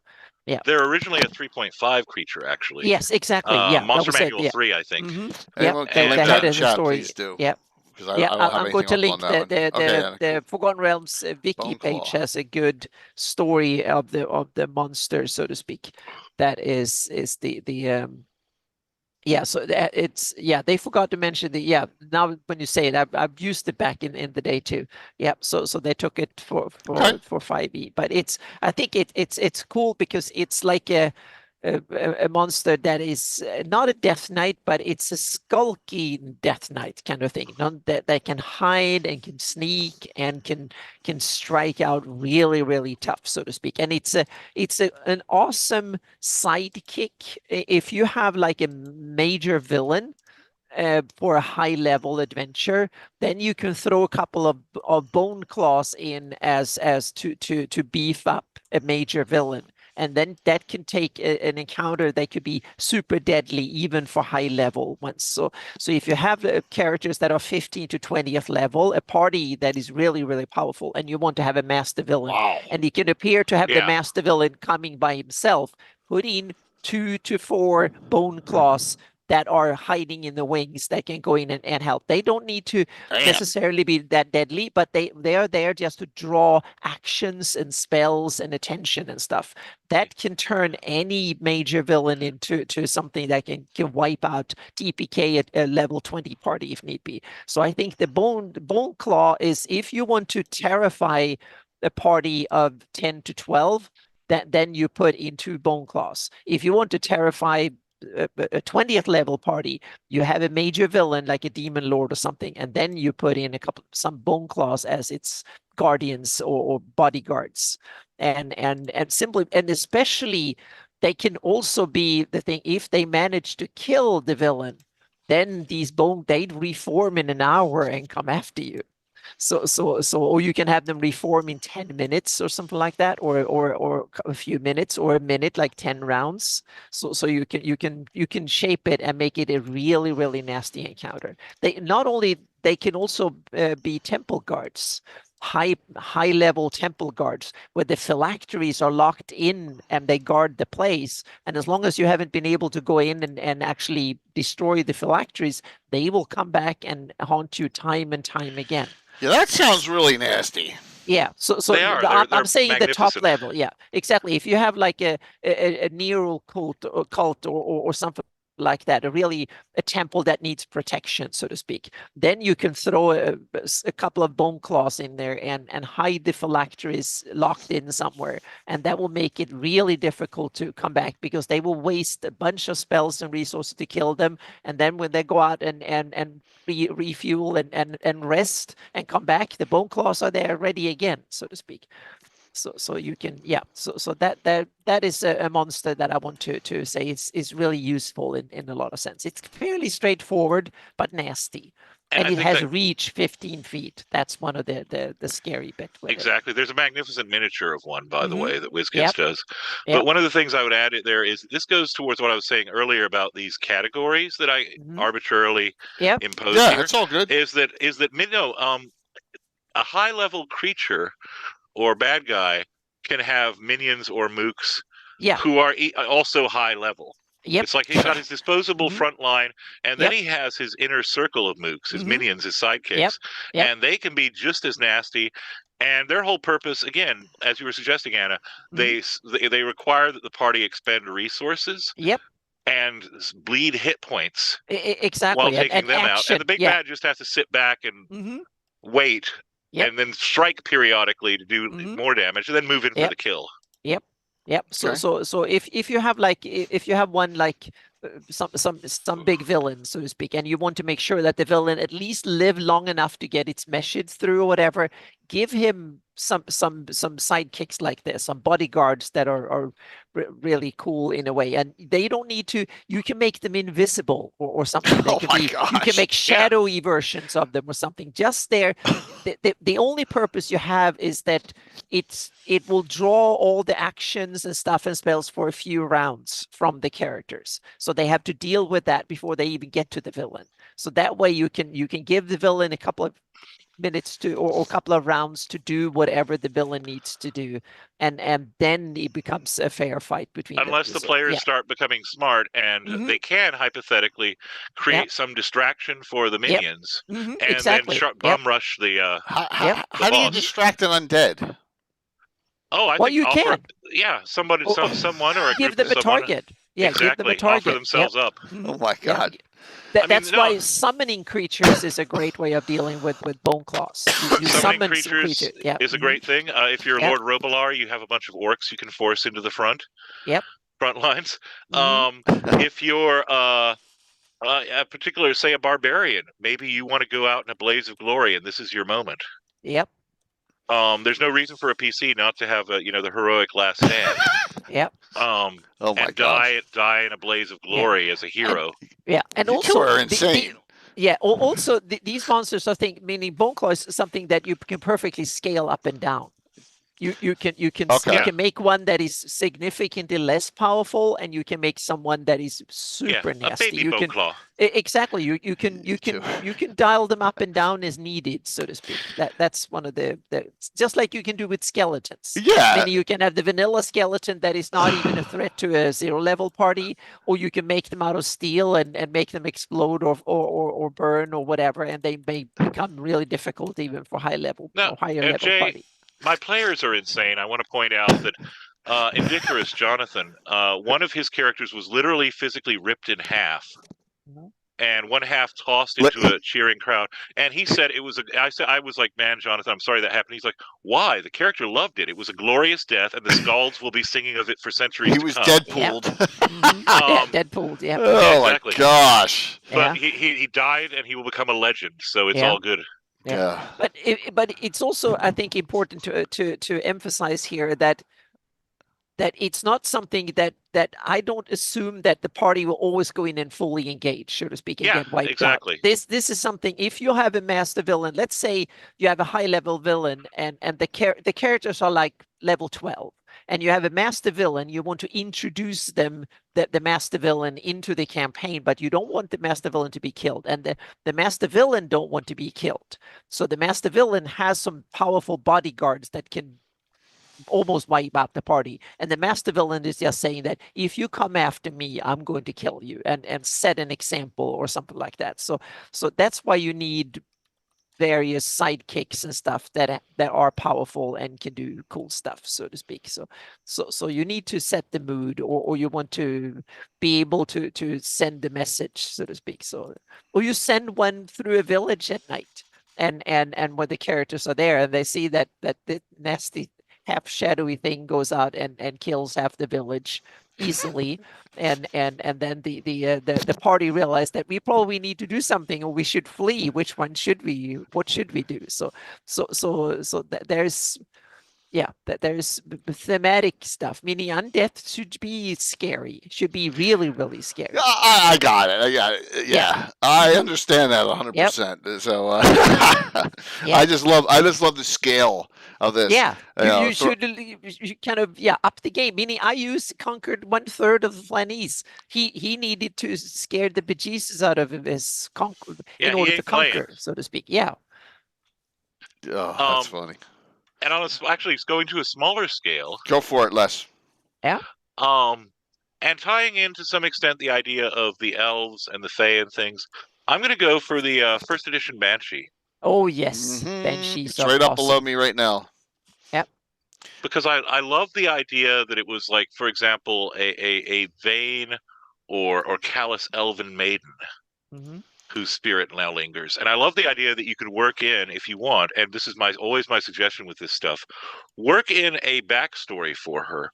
Work in a reason that she became the way that she is and has that kind of curse upon her. And so that there's like a legend. Maybe there's a bit of old lore that a bard knows, or there's a bit of elven lore that one of your elven PCs knows.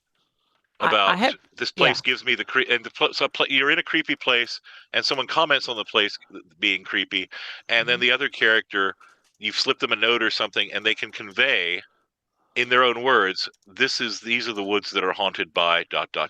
Yeah, and in my Greyhawk, then Banshees is like elves who abandon the Seldarin, the good fae. Nice tale.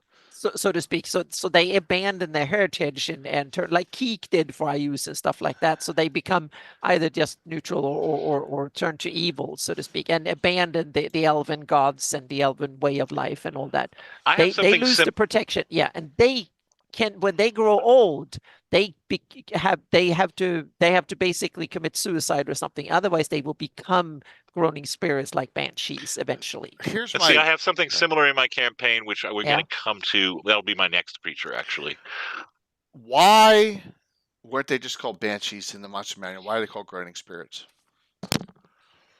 Maybe there was some sort of they were probably in a book or something like that. They were kind of worried. They date back. I mean, the banshee dates all the way back to like Irish. I know it's folklore, not, but you never. I think that it might be just that groaning spirit is a little more descriptive, and a little Yeah. less, and it's a little less real world. Okay. Yeah. I always was like curious in other words, because it says banshees in parentheses. That's why I just don't get why they just Yeah. didn't call it that. But But yeah, there's a lot of old school stuff like that. But it's, Yes. yeah, where they do yeah. stuff parenthetically. yeah. It may be that they describe they came up with the groaning spirit, and then they realized, well, that it is a banshee, and they decided to tack the banshee name. You know what I mean? Where someone Yeah. said, "Hey, let's have this," and then we'll call it a banshee. Okay, it's a groaning spirit and a banshee. So Who okay, I'm knows? just I asking. mean, there are any number of reasons. I don't know, because it is pretty much. I mean, it's that idea of that unearthly wailing, right? Yeah, which is deadly. Mm-hmm. Which I've always loved. I mean, even in folklore, that's just creepy, right? Because you hear those sounds in the woods sometimes at night, and the back of your hair stands up a little bit when you don't know what it is. And Yeah, that's true. All right, I have the soul husk. We should need to mention it because a soul husk is a monster on the same Is thing, it? so to speak. Yes, it's one of these that also wails. Because I know the Soul Husk caves are of Ayus, right? And that's Mhm. where. Yeah, I did not Yeah. know that the Soul Husk itself was a monster. No, I made them a monster. Oh, yeah, she created her own. nice. And they wail just like the groaning spirits do. But it's not for a different reason. They're screaming out their agony of being tortured in the abyss. That's a great idea. Mm-hmm. So they basically scream out agony. So they are basically PR ambassadors for abyssal lords who want to spread some PR on the prime material plane to scare off primes. Yep. All right, I'm going to this book because you're going to see this tomorrow night, everyone. I know my guys aren't playing, so I'm going to just throw it out there. We talked about the ally that's missing of Mara Flores, and her name is, I named her Rosalita. Okay, it's after a freaking song by Bruce Springsteen. Sue me. But here is this creature out of this book. All right. Ooh. It is called a tree ghost. Yes. Page 502 of this book. So I'll just go over this real quick. Tree ghosts are the undead form of a dryad who was killed by a wraith, vampire, or other such undead creature. I won't go over any of the abilities or anything like that because you can wait to see tomorrow night. Okay, but yes, this is kind of the whole process of this adventure that's going on that I'm doing. So this is by Michael. I can link it. This is Frog Out Games Monstrosity's book. It's a right, all OSR, man. So whoops, there you go. Old school, a lot of yes. So you will see this tomorrow night in my game, and it's an undead dryad. Cool. That is a cool thing, and I was like, man, it fits perfectly in Greyhawk, especially in areas where you have dark druid. If you're using Rob Kuntz's dark druids, yep, another area to go with. So. Yes, that is one of mine. And here, let me. While Anna's bringing up hers, I'm going to link that book for where it's available for download because I know Michael Zudrak sent me a link, and I'll do that right now.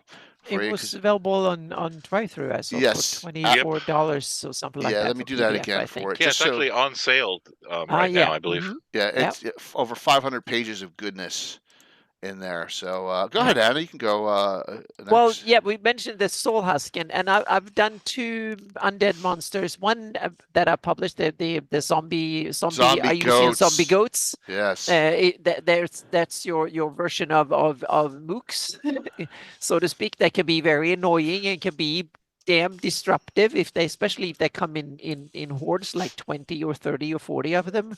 Then they become a real problem. So they are more like an area denial monster, so to speak. So if you want the characters to not go in a certain direction and they're not really high level, then a bunch of zombie ghosts you can send them in the direction. So they're basically crowd managers. That's what the Iusian priests use them to do, so to speak. So make sure that the normal common folks were not out running and causing mischief and stuff like that to run away and stuff. So that's why they created the zombie goats. And then I created the Soul Husk. I haven't published the stat blocks of the Soul Husk yet because I've only touched it. I haven't used it in my campaign yet. I only used it a little bit, but I can sell the the wailing cause doom. So it basically cause your death. So when you hear it, you slow death. You lose your death saves and stuff like that. So each round you hear it on the wail, you get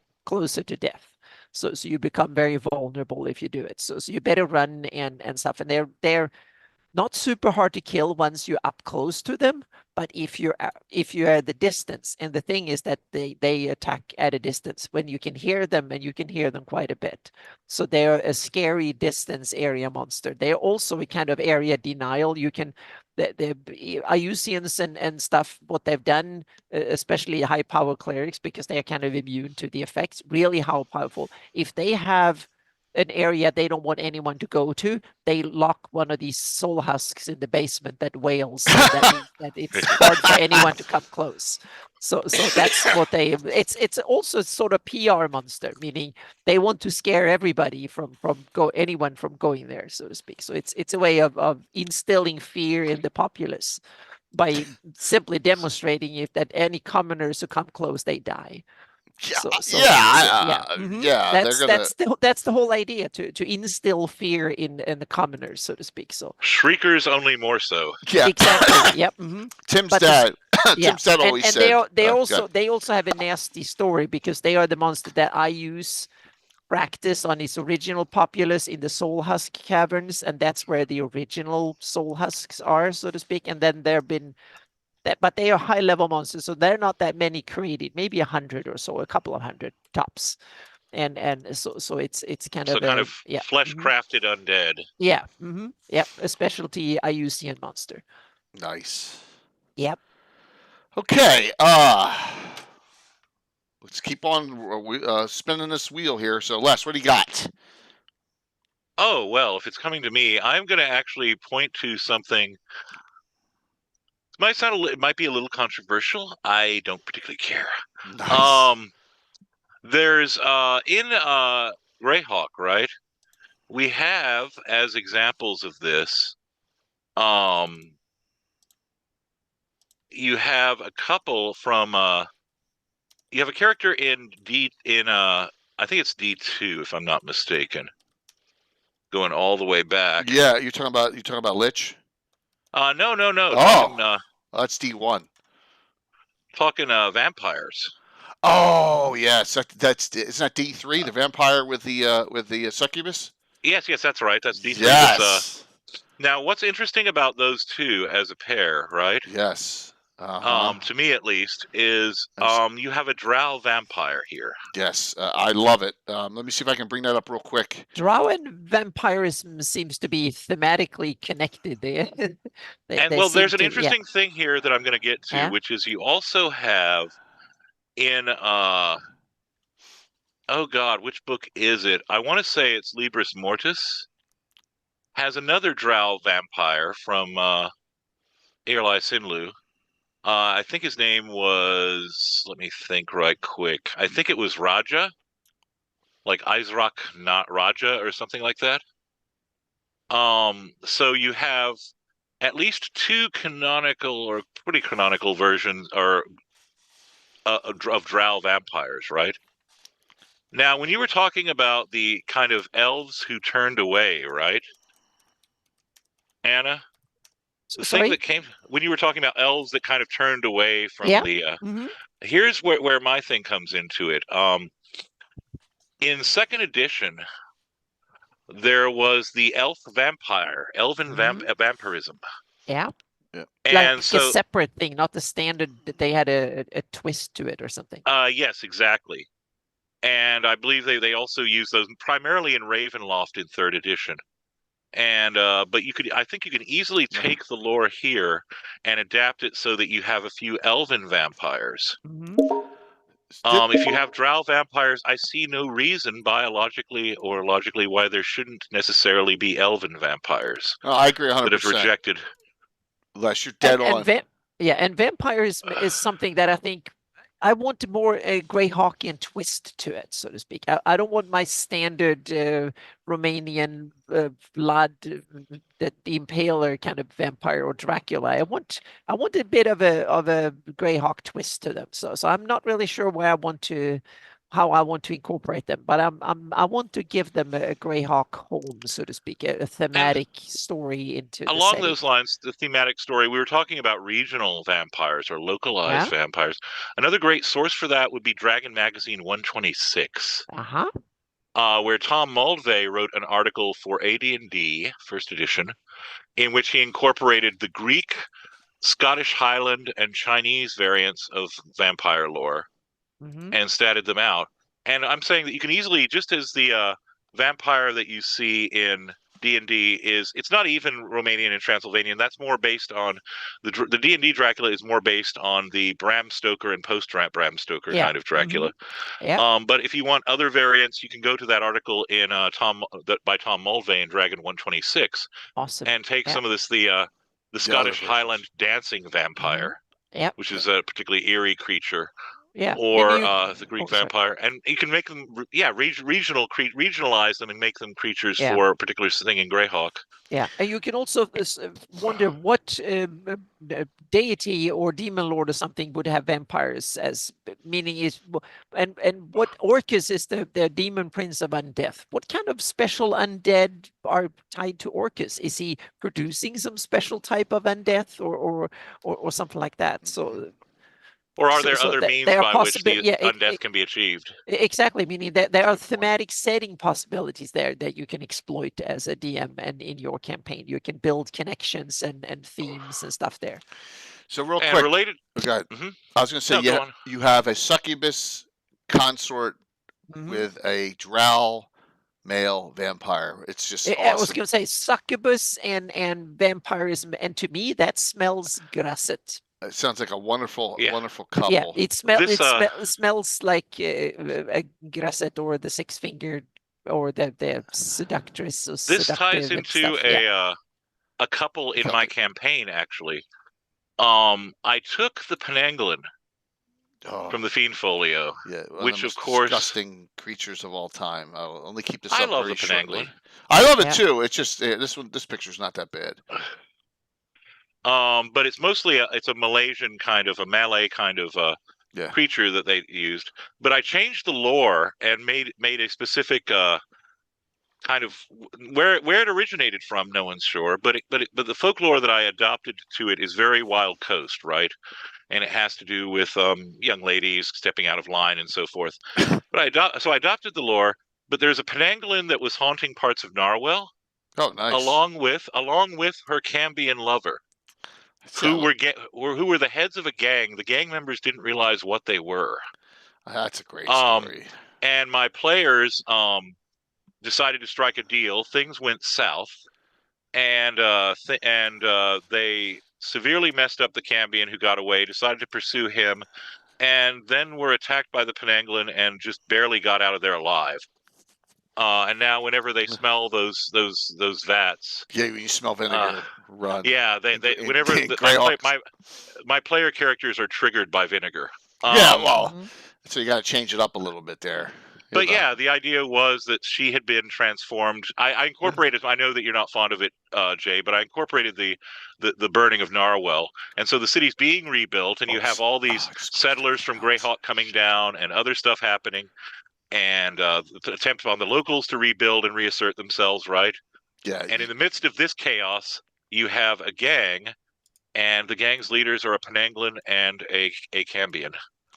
The Cambion found her after she had been transformed by another that had wandered through and was preying on the dying, and basically. They have this weird folie à deux kind of. They'll probably at one point try killing each one will probably try killing the other, but for now they're so overwhelmed by attraction and mutual benefit that they don't care. All they care about is trying to amass more power, right? And of course more prey. And so that was a nasty, particularly quote unquote power couple that my players ran into. Les, the only reason I don't like that is. Sorry, Dale. They destroyed everything in live in Greyhawk. Ah, we'll just burn this down. We'll just, that's. Well, see, to me, that became an opportunity for the rebuilding and understood. And it just a little the different direction. politics. But I love after. your know, story. I love that story. That's a great story. Great And story. I love the idea also that in the midst of these, the people from Greyhawk and the people of Narwhal and the conflict between these two groups for who controls the new town, you have this other thing that's come from outside, this evil.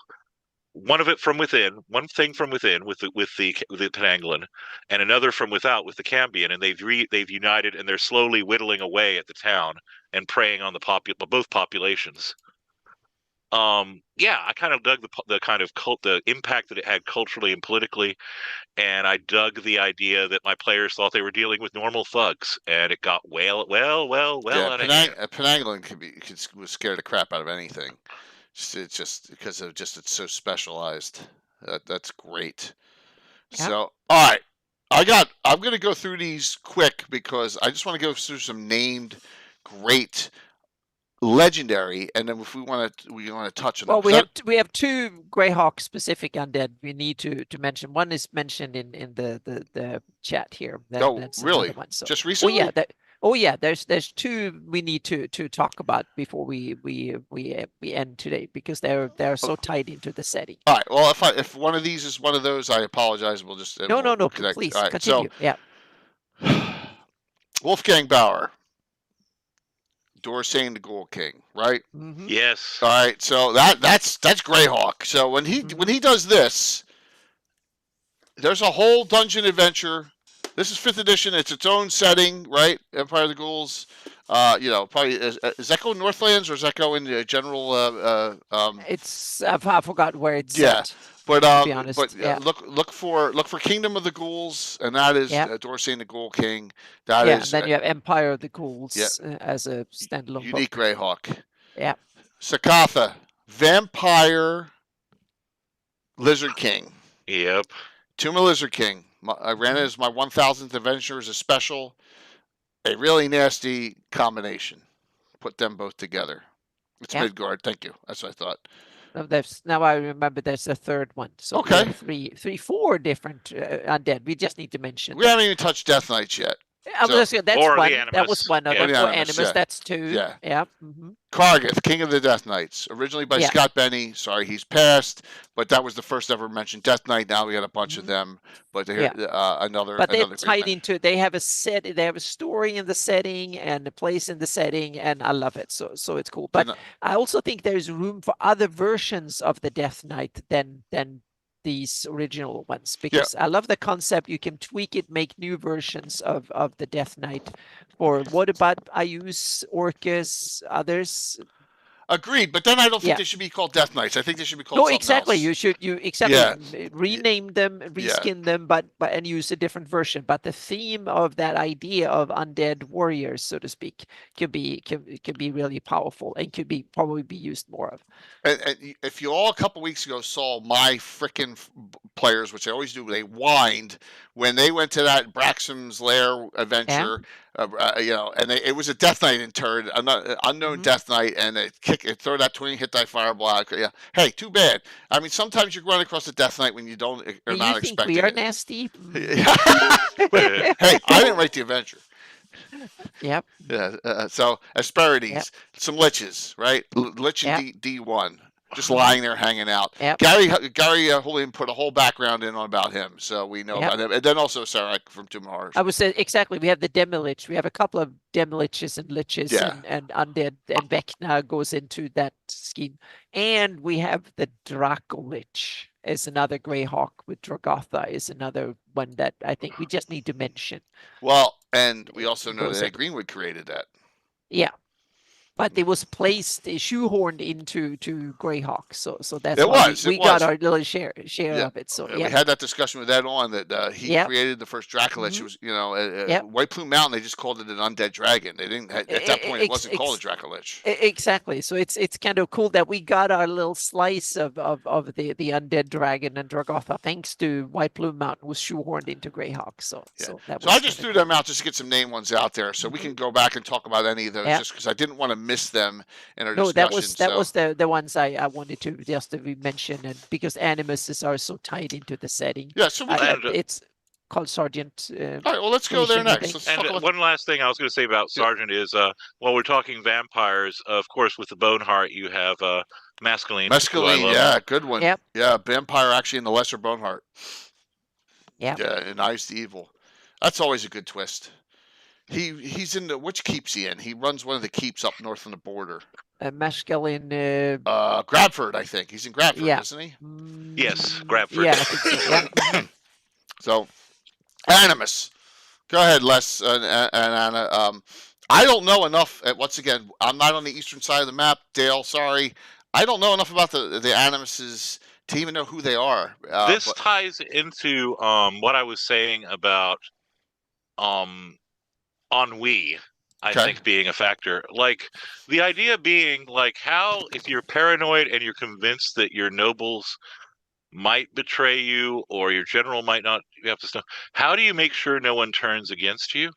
And in theory, you turn them all into undead who are supposed to pursue your interests to their fullest extent, but it doesn't quite go. They have the, how can I put it, the obsessiveness with achieving their goals and purposes, but they aren't necessarily as loyal as you would like. They got some self-will. And the other thing, one of the things I've always found fascinating about the Animus as a concept, the way that Sargent wrote it out, is the idea that they no longer need food, water, or sleep, or any of these bodily, measures. And I'm thinking that also means they can't derive pleasure from these things. Does that make sense? Yeah, it does. And if they're if they were already inclined toward evil, imagine that you're an evil person who can't achieve pleasure. Right. That will, of course, drive you towards possibly greater and greater acts of sadism as you attempt to either, stir the embers, so to speak, or as you try to find something that will actually give you pleasure, or perhaps the fact that you are depriving others of pleasure now becomes a substitute for pleasure. Hey, Rethix, good to see you. So let me ask both of you this question, and let me ask the audience this question on the Animus. How many, roughly, were created? Like 100? A lot, right? A lot more than a lot. How many in published source have ever been destroyed? I think the answer is 0. I can't think of any who were destroyed, canonically. I mean, unless we include, like, what happened. I think Duke Zephyrin was destroyed, if I remember correctly. But yeah, you might be right. I think you're right on that. So 1. Yeah. And he was an Animus? Mm-hmm. Okay. Well, that's better than 0. Yep. Hastern of Edgefield, Drax of Relastra, Delgath. I were think destroyed? several of them were destroyed. Dale, yeah, were destroyed? That's good to hear. Yeah, I think several of them were destroyed, to be honest. And so but on which sources? I mean, yeah, that'd well, be the other it's catch kind too. of Dale knows his stuff on Everything Undying, stuff. so I take his word for it. That Oh yeah, I know, but I'm like wondering where they, in which sources they were destroyed, or which point in the timeline. I'm sure some of them have been destroyed, or that's whatnot. I'm just like wondering what. It's good to hear that it's like they're not these completely invulnerable or super. No, that some of them are they are very vulnerable. Some of them are not. Like Zephyrin was one of the toughest. So but I guess he was the nasty bastard before he became an Animus too. I also want to throw out here. This is where I think people misread Sargent.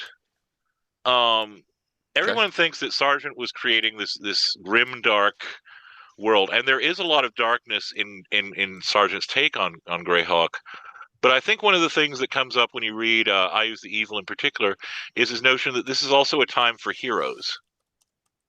Like, in other words, you have the world with increasing darkness. And I think if you look at where things were going, even in Gygax's thing, something was bound to... Gary Gygax he didn't approve of where Sargent and others took it. But clearly, if you look at the direction in the Gord novels, things were heading towards some kind of... Well, it's fantasy. You need this drama in order to make it interesting. You can't have exactly. And I think live that in the Shire. You need to have some Death Knights and whatever. Some and I think drama. that'll be the thing, is where even neutral characters or characters of certain shades of evil can just look at something and say, "This is not right." You know what I mean? Where you look at an Ius or you look at Ivid and you look at the Animuses and you're like, No, even if I'm not exactly, even if I'm neutral evil, this isn't what I signed up for, and this is bad for my interests as well. Mm-hmm. Where suddenly you have like the potential for characters to strike allegiances, Mm-hmm. where you never have. How can I put it? Forever You have grinding. you have a great potential for that, and I think Zedric brings up a good point. The minimizing neutrality. I think the idea there, one of the interesting ideas there, is that the balance is out of whack by the time you get to Sergeant, Yeah. and it's And kind of upon everybody, hopefully, to kind of bring it back. At least that was my take on it going through it. I always felt like there was yeah. something. It was clear that the scales had been tipped in a direction that was destructive, and now it's up to PCs to kind of tilt it back. I agree that there could have been more done with, like, for example, the druids and stuff. But he may have done that had he been allowed to work on it further. We don't know because Wizards killed the line, or excuse me, TSR killed the Imagine that. line. But I want to look at Animus and Undeath in general from the setting perspective, and one of these points is Undeath in politics, and I think Animus is a Yeah. good example, and we also have older examples. We have Vecna, we have a Serarak, we have a bunch of them. So, and Zuliches is another one. And now I'm not talking real world politics, I'm talking fantasy politics here. Meaning, if you want to be a politician in a fantasy world, and rule, then undeath can be a really good asset. You can live a long time. You can be more, you're not vulnerable to a whole bunch of stuff. You don't need to sleep. You don't need to eat. And especially the sleeping bit is probably a good thing. So you can stay vigilant 24/7 for centuries if need be. So it can be a huge political asset. So it, to me, it looks like they're almost all of the cultures have flirted with undeath as a sort of political asset. The Sul Liches, I see them as that way. They were Sul, powerful Sul that realized that, oh, undeath can bring me to a whole new level, so to speak. And Vecna, Serarak, and so on. I can see them also embracing undeath as a political means to achieve more power, so to speak, politically. And then I can see the Death Knights and then Animus is in the same way, a way of embracing undeath as a political tool, so to speak, in order to grab power, to hold on to it longer, and to terrorize and strike fear in others. But Ivid did it with a kind of a twist, because he didn't either do it to himself, or he did it to his underlings in order to scare them and also to set a bad example for others. But I'm really interested in using undeath as a political tool in a fantasy campaign in order to make villains or rulers more evil and be able to rule for longer and get powers that it's irresistible, can be for a powerful wizard or cleric or someone to become a lich, because that means that they can stay alive a long time, grab more power, and so on. So that's one of the dimensions of undeath, one of the functions for undeath in the fantasy world, I think, as a political tool, so to speak. And there I are. think also. Go on. I was No, gonna go say on. there are rules for how to create a lich that Len Lakofka put in, Mhm. and it's in the best of the dragon. So Yep. yeah, there Yep. are. It's not easy. I love the failure. You Yep. can screw up.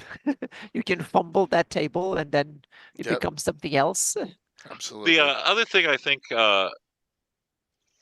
Anna, occur a couple of points that are relevant to that would be, Yeah.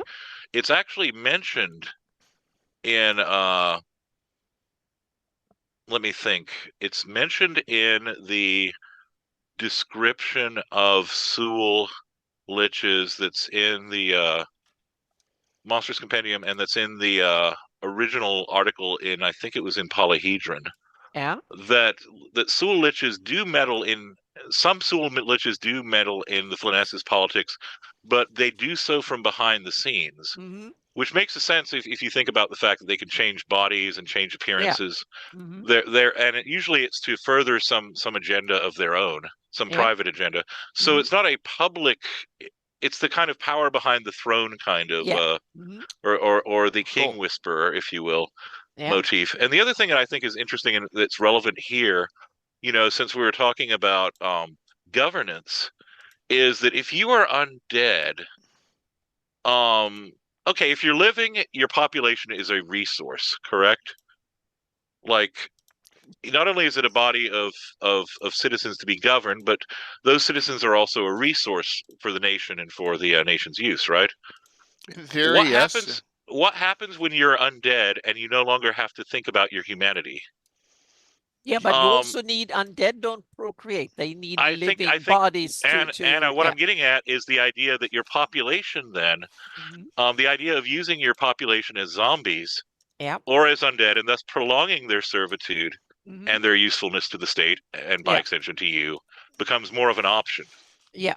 But you also need livings in order, because zombies and skeletons don't produce themselves. You need Oh living yeah, and then it critters in becomes a order to matter create of more almost undead. like it Yeah. becomes a matter of designating which portion of the population Mhm. There you're you have the using Empire as. of the Ghouls is an example of that. Yeah, And we exactly. should not mention here on Twitch what's in that adventure, but people can fill in the blanks here, so to speak. Even But it's even the basis for the D&D movie was the same thing. yeah, yeah. Yeah, So you can Turning make everyone gruesome undead. stories that are real villainous, that makes the character can go some really good deeds, not only on an individual level, but on a society level, so to speak, for high level campaigns and stuff. You can go after an undead empire or something, and you have examples of Rin lore where you have a Nerul priest going haywire and turning a whole city undead, and stuff. So zombie apocalypse and stuff could be a real thing in a fantasy world too. So yeah. and And I it could think be worse. also the Yeah. thing that always ties to me would be that there are these definite ideas within. They may not be explicit, but they're implicit with things like alignment or Yeah. things like the old faith and druidism Mm-hmm. about natural order and about nature and about Yep. about good and evil. When you're dealing with this, one of the things that is interesting is the idea of a kingdom, like I said, that treats a certain segment of its population as how can I put it? Well, you're dead, but you can still keep working until your arms fall off. I saw both Um, Vecna and Serarak and Old Flandom, that they were like witch kings Zalen too. or yeah, necromantic rulers and stuff like that did that, so to speak. and the Yeah. thing is, and I think you could see certain to some extent, certain areas of EU's domain, Mm-hmm. and perhaps Yeah. even the I Great mean, Kingdom, where that would be the thing. yeah. Mm-hmm. He The thing uses here would be, to me at least, the thing would be that what you have there is the idea of a political order that is stepping outside of any kind of natural Mhm. process. As I've said Yep. before, the liches are one of the things that makes liches so appalling in some ways would be the idea that you have natural cycle of birth, life, death, right? And then new life comes out, and you have this cyclic kind of thing. The liches break that.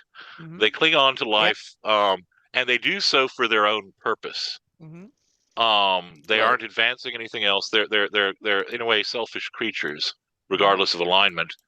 And I think that you find that with even if you have someone who is doing something for the good of their state, quote unquote, yeah, but you're not stepping down from the throne anytime soon, are you, Mister Undead? Yeah.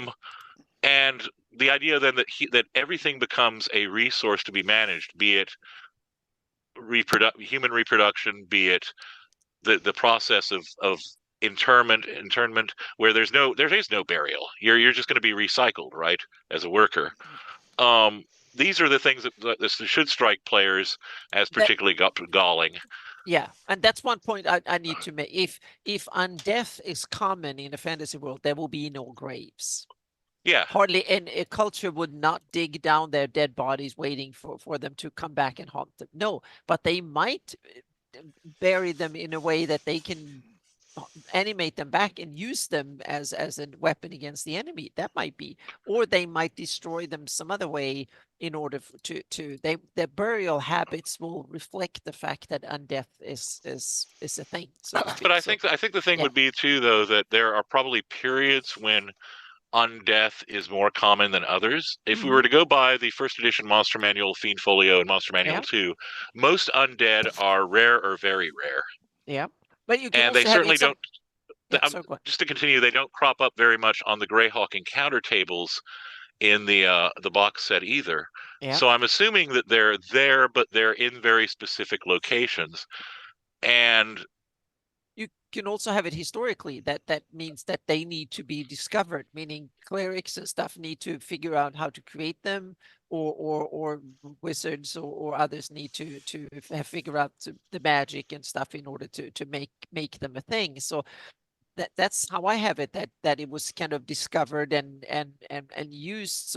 So once it's like reaching a certain technological level. Once you reach that level where you can start messing with it culturally and religiously and magically, then all of a sudden it explodes and you get like undeath becomes a political plague and all sorts of trouble works out, like Vecna was an example. Except to me, at least for my campaign, it's one of those things where, again, because of that cyclic nature, some of the kingdoms that did that in the past, they've fallen by the wayside, and now they maybe exist in folktale or legend or whatnot. But for most people, they aren't a daily reality. They don't necessarily contemplate that, X number of centuries ago there was a kingdom of undead, except to the extent that it's a spooky story and so on and so forth. So it's not a daily reality. The undeath is not a daily reality for most people. Unless they live in certain places where it's a horrible, or it has become a horrible daily reality.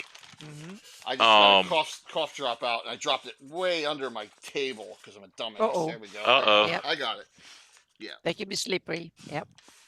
So, I think we can all agree, though, that the animation... And don't forget mummies, by the way. The animation of anyone is still an evil act. Yes, I don't want to. Yes, undead is evil by nature, so to speak. They're against life. So I have it that yeah. Okay. And I was going to say too, let's not forget mummies and mummy lords, mummy kings. We didn't talk about a ton of undead because there's just not enough time in 2 hours. No. Yeah. There's so many more others. But mummies is one of them. Yeah. I just want to throw out, don't necessarily think Egyptian mummy. Other cultures had mummies. You have bog mummies, which are statted out in 2nd edition. Here we go. You've got all kinds of ways that you can incorporate mummies into your campaign without it being a straight Egyptian riff. Bog mummy. Exactly, the bog mummy is one of my favorites. Basically have any dried out old ice bodies, mummy, so to speak. Yeah. Yep.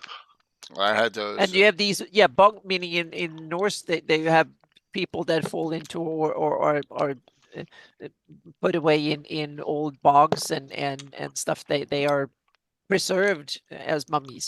So yeah. We didn't even get to skeleton warriors. No, that's another one. Yep. Skeleton warriors, specters. Didn't talk about. And I think we did it. We kind of shortchanged the Death Knight, and especially since I believe the female Death Knight, if memory serves, there are rumors that she's capable of creating animuses. So, that's awesome. So that's kind of a neat little. Is that from Myth the Undying? I think that it might be. I know it's from Gary's article. Oh wow! On the Death Knights. So that's cool. I'm sure it's from Gary's article. I don't think it's from Ivid. It might be, but we didn't even talk about Sons of Caius. That's another speciality of IUCNs. Yep. Sons of Caius. We didn't even get there. We should talk about Caius in a special episode. I think. I think it's and talk about Age of Worms itself. Caius. It's all Caius based. I mean, and that's the thing. We wanted to. We wanted, and Mummy is just a mother in England. That's funny. Yep. Mummy is mummy. Yep. But me mom. So let's close this out with a final thought. Les, start us off with a final thought on this discussion. A final thought on the undead. Or some advice for the people watching. Or an undying thought on the undead. Absolutely. I can't emphasize enough that I love the undead. As I was saying to Anna, they're one of those things, like one of those creatures like fiends that I love throwing at my players because my players never know exactly what the context is. Why is this thing here? What does it want? What kinds of attacks does it have? Is this actually a skeleton? Is it a skeletal warrior? Is it a crypt thing? What are is it Anna's wonderful variant with the Eye of Fear and Flame? What's going on here? And play into, again, we touched on this with the some of the Fey or Elven related undead. There's that whole thing, that whole kind of mythic, folkloric well in we can draw from, where the Fey and visiting the land of Fey and visiting the afterlife or the land of the dead these aren't necessarily distinct things in some cultures, and the lines can blur between that which is from the land of enchantment and that which is from the land of the unnaturally lingering dead. And it's great to play off of those kinds of fears and suspicions, and it's great to see how they've been played with throughout the course of fantastic literature. Yeah. And it's great, I think, also to think about this in a specifically Greyhawkian context, where you have this rich canvas on which you can embroider with your own variations on these creatures. You can have your own little flares. Yep, it's easy to do. It's easy to do, and it's something that I recommend. Even with a standard skeleton, we saw Michael's son, and even with with a zombie, it's easy to create some variances, change it up. It's a great point. Les, thanks. This is fun, man. This has been fun. So, any other thoughts there, Les, on that? That's a great points. Mm-hmm. Yeah, I mean, there's something I'm working away at, which will be my own little but hopefully it'll be my contribution to the pantheon of undead in Greyhawk. Oh, nice. Which kind of it draws again on the nature of trees. It's definitely not the dryad related creature you drew. It ties more into the idea of druidic culture and what might eventually have led to the Dark Druids, but also the idea of certain places and their nature, and people binding their nature to that place's nature. And I will say that it is a type of vampire, and if you've ever been out on a farm or at some rural shack and been creeped out by a face at the window, it might have been one of those faces. Yes. If you've ever been worried that there might be something in the dried out abandoned well, but it's not a raccoon, I assure you it's not a raccoon. So there you go. That's something I'm working on. That's cool. Always thinking, Les, and that's why I love having you on, because you always got something going on. Well, thank you. Yep. So good. It sounds like Gary will help more about the unliving books of the silent ones. Oh, that would be awesome too. Yep. There are demonic knights of doom, which are Rob Kuntz's animuses, which are sergeants and death knights, which Charles Strauss, yeah. We don't. Originally. Yeah, they came from White Dwarf magazine. White Dwarf, and then Kargath was the first one named, which was by Scott Benny and his Saints article. So and that's where all three of them are from. Yeah, Strauss gets underappreciated. He contributed the Death Knight, he contributed the Slod, and he contributed the Githzeri and the Gith Yankee. Yeah. All of which are kind of huge now. Yeah. So. Absolutely. So, Anna, what do you want to say in closing on this great topic? I just say, I think undead is a great theme that any fantasy campaign should you should look into using them. But I also think a lot of times you only think about the mechanics of a monster, but I think that the story behind undead are equally important to get them grounded, well integrated into the setting. I think is really important to make undead both interesting, multidimensional, and really feel like they belong in the setting. I just don't want a lot of undead that are just there. They're there for a reason. They have a history and a purpose. Someone created them, or they created themselves, or what the process is behind it, and stuff. That I think is really important to have them. You can have lots of undead if you ground them all in the setting and in lore in your campaign. Then it can make a lot of sense and can be a lot of fun. Great points, Anna. Absolutely, and thank you for the participation in this great discussion tonight. Yeah. So we got Les. I know you shouted out a little bit. You got anything else you want to shout out or just going on? Yeah, let me see. No particular order. I want to point out that you have the Grey Grimoire is out now. Visions of Greyhawk and the Oath Journal are probably more than likely forthcoming. They should be out here soon, and I'm looking forward to both of those. I want to also give a shout out. I'm going to be on to the Greycast again. I'm going to be doing my Appendix N and adjacent, and as I said, we're going to be looking at the Imperial Gothic. So we're going to be looking at some of the horrific Victorian precursors to the pulps and influences on the pulps, and influences on Kuntz and Gygax and others. I know Rob Kuntz is a big fan of Arthur Machen and some others who we wound up talking about when he was on Cannon Fire a while ago. So I'm looking forward to that discussion. I'm also throwing a little something Curtis's way for Founders and Legends. Oh, you mean for the Tower of Gygax? Yeah, I'm throwing a little something his way that should really basically scare the crap out of some people. And yeah, so I've got a few, and I've got my own stuff coming up in various publications. I've got a few irons in the fire, so to speak, and I'm looking forward to seeing what comes of them and how people respond.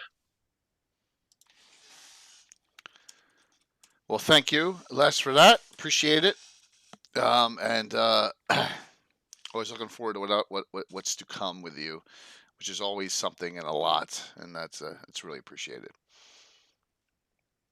Let's go to Anna. Anna, what do you got? Shout out. Okay, first I need to shout out the new gazetteers that it's been done not by me. I played a little bit of help, but I'm hosting them on my website. The domain of the Despot Giant King gazetteer and the new updated version of the Gulf of Gayar gazetteer. They are the two latest posts on my website, so you can download them there. They're great. And they got some updates to them, so you may want to do that. Mm-hmm. Yeah. Well, there might be an update I haven't. So come if you miss them, come back again in a day or two. I will post a new one when I've updated because people have bombarded me the last 2 days with stuff. So I haven't got to everything. So there might be I haven't checked the latest, but there might be an updated version coming in a day. But then I'll make a new post saying it's updated. So if you haven't seen that post, then you go there, so to speak. So that's so there might be newer versions coming too. So that's but that's the nature of publishing. You especially when you do it digital, because that way you can update things afterwards. So that is doing. I'm working on 3 posts before the end of the year. So hopefully I can get them all done by the end of the year. And I've converted a whole bunch of all my symbols from SVG to PNG and stuff. So that's one of the posts that I hope that I can give out all my mapping symbols. Several people have asked me about that part, so they have come in because I have the first version done almost entirely. There are some underwater. So I'm sorry, Troy, I haven't done all the underwater symbols yet, but several people asked, so I'm trying to get them out before Christmas here too.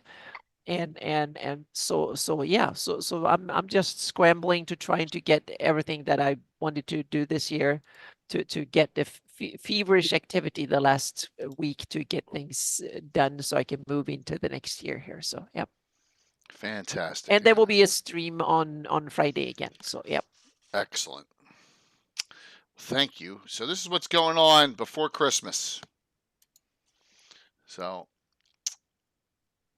note, this is a picture that I haven't put pictures up. I got home literally an hour or two before the stream after been traveling for the new job. But this is part of there is the tree that I'm using. This one that Bill has created for our tree ghost dryad. So, cool. So just note that this is going to be the second part of, and you can see some things around the ruined tower.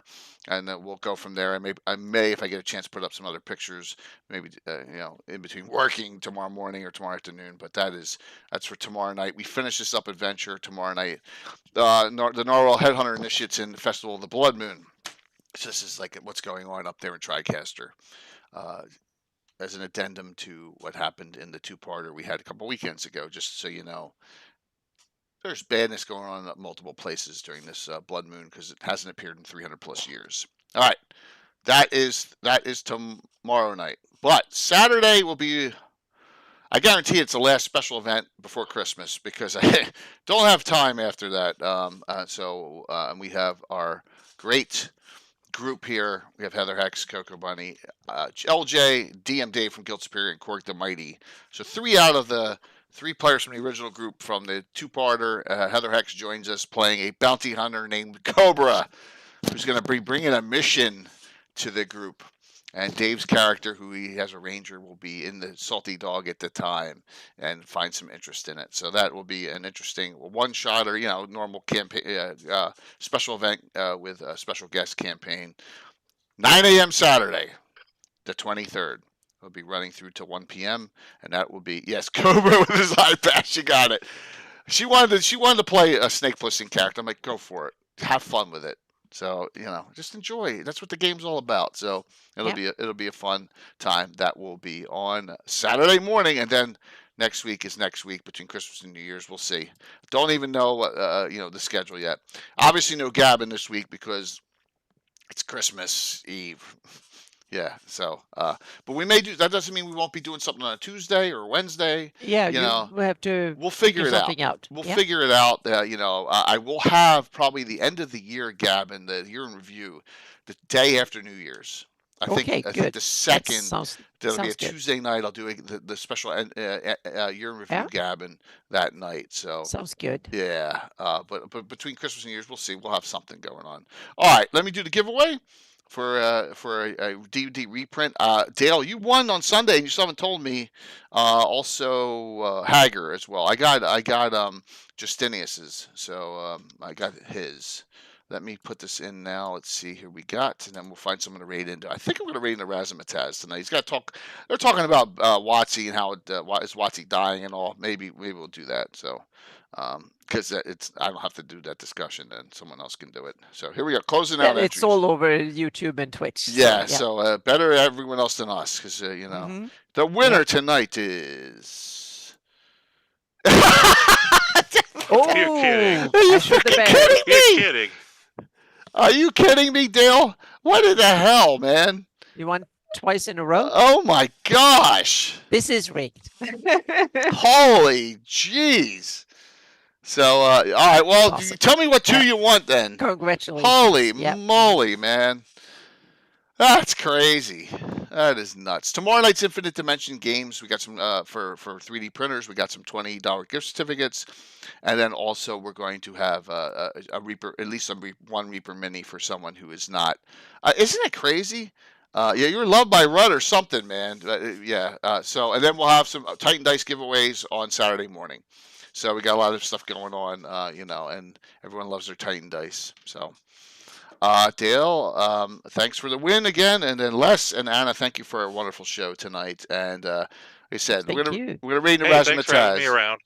Yeah, and thank you, Les. Yeah. Happy holidays to you all, but we'll see you tomorrow night, 7:30. Finish up our adventure. I'm assuming my guys will whine because they always do, but I guess it's done in love, or maybe not. I don't know. Then Saturday we have a really fun special game with a bunch of great players and wonderful people. So we'll see you all soon. I've only hit wrong button once so far. Let's see. Later on. Yay! Let's lock this in. There we go. Dun, dun, dun, dun, dun, dun. All right. Yeah, they put stuff all over the place here.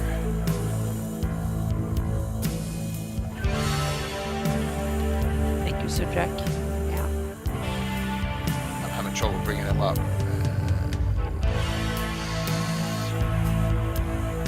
All right, give me a second here. Yeah. 1 sec. No, I don't want to lose people. Having trouble here.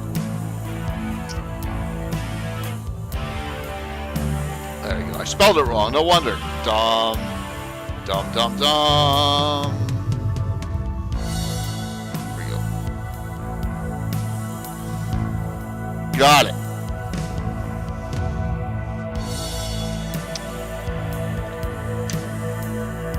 Alrighty. Awesome. 5, 4, 3, 2, 1. See you tomorrow night. Have a good one. Great set. Yeah. Alrighty.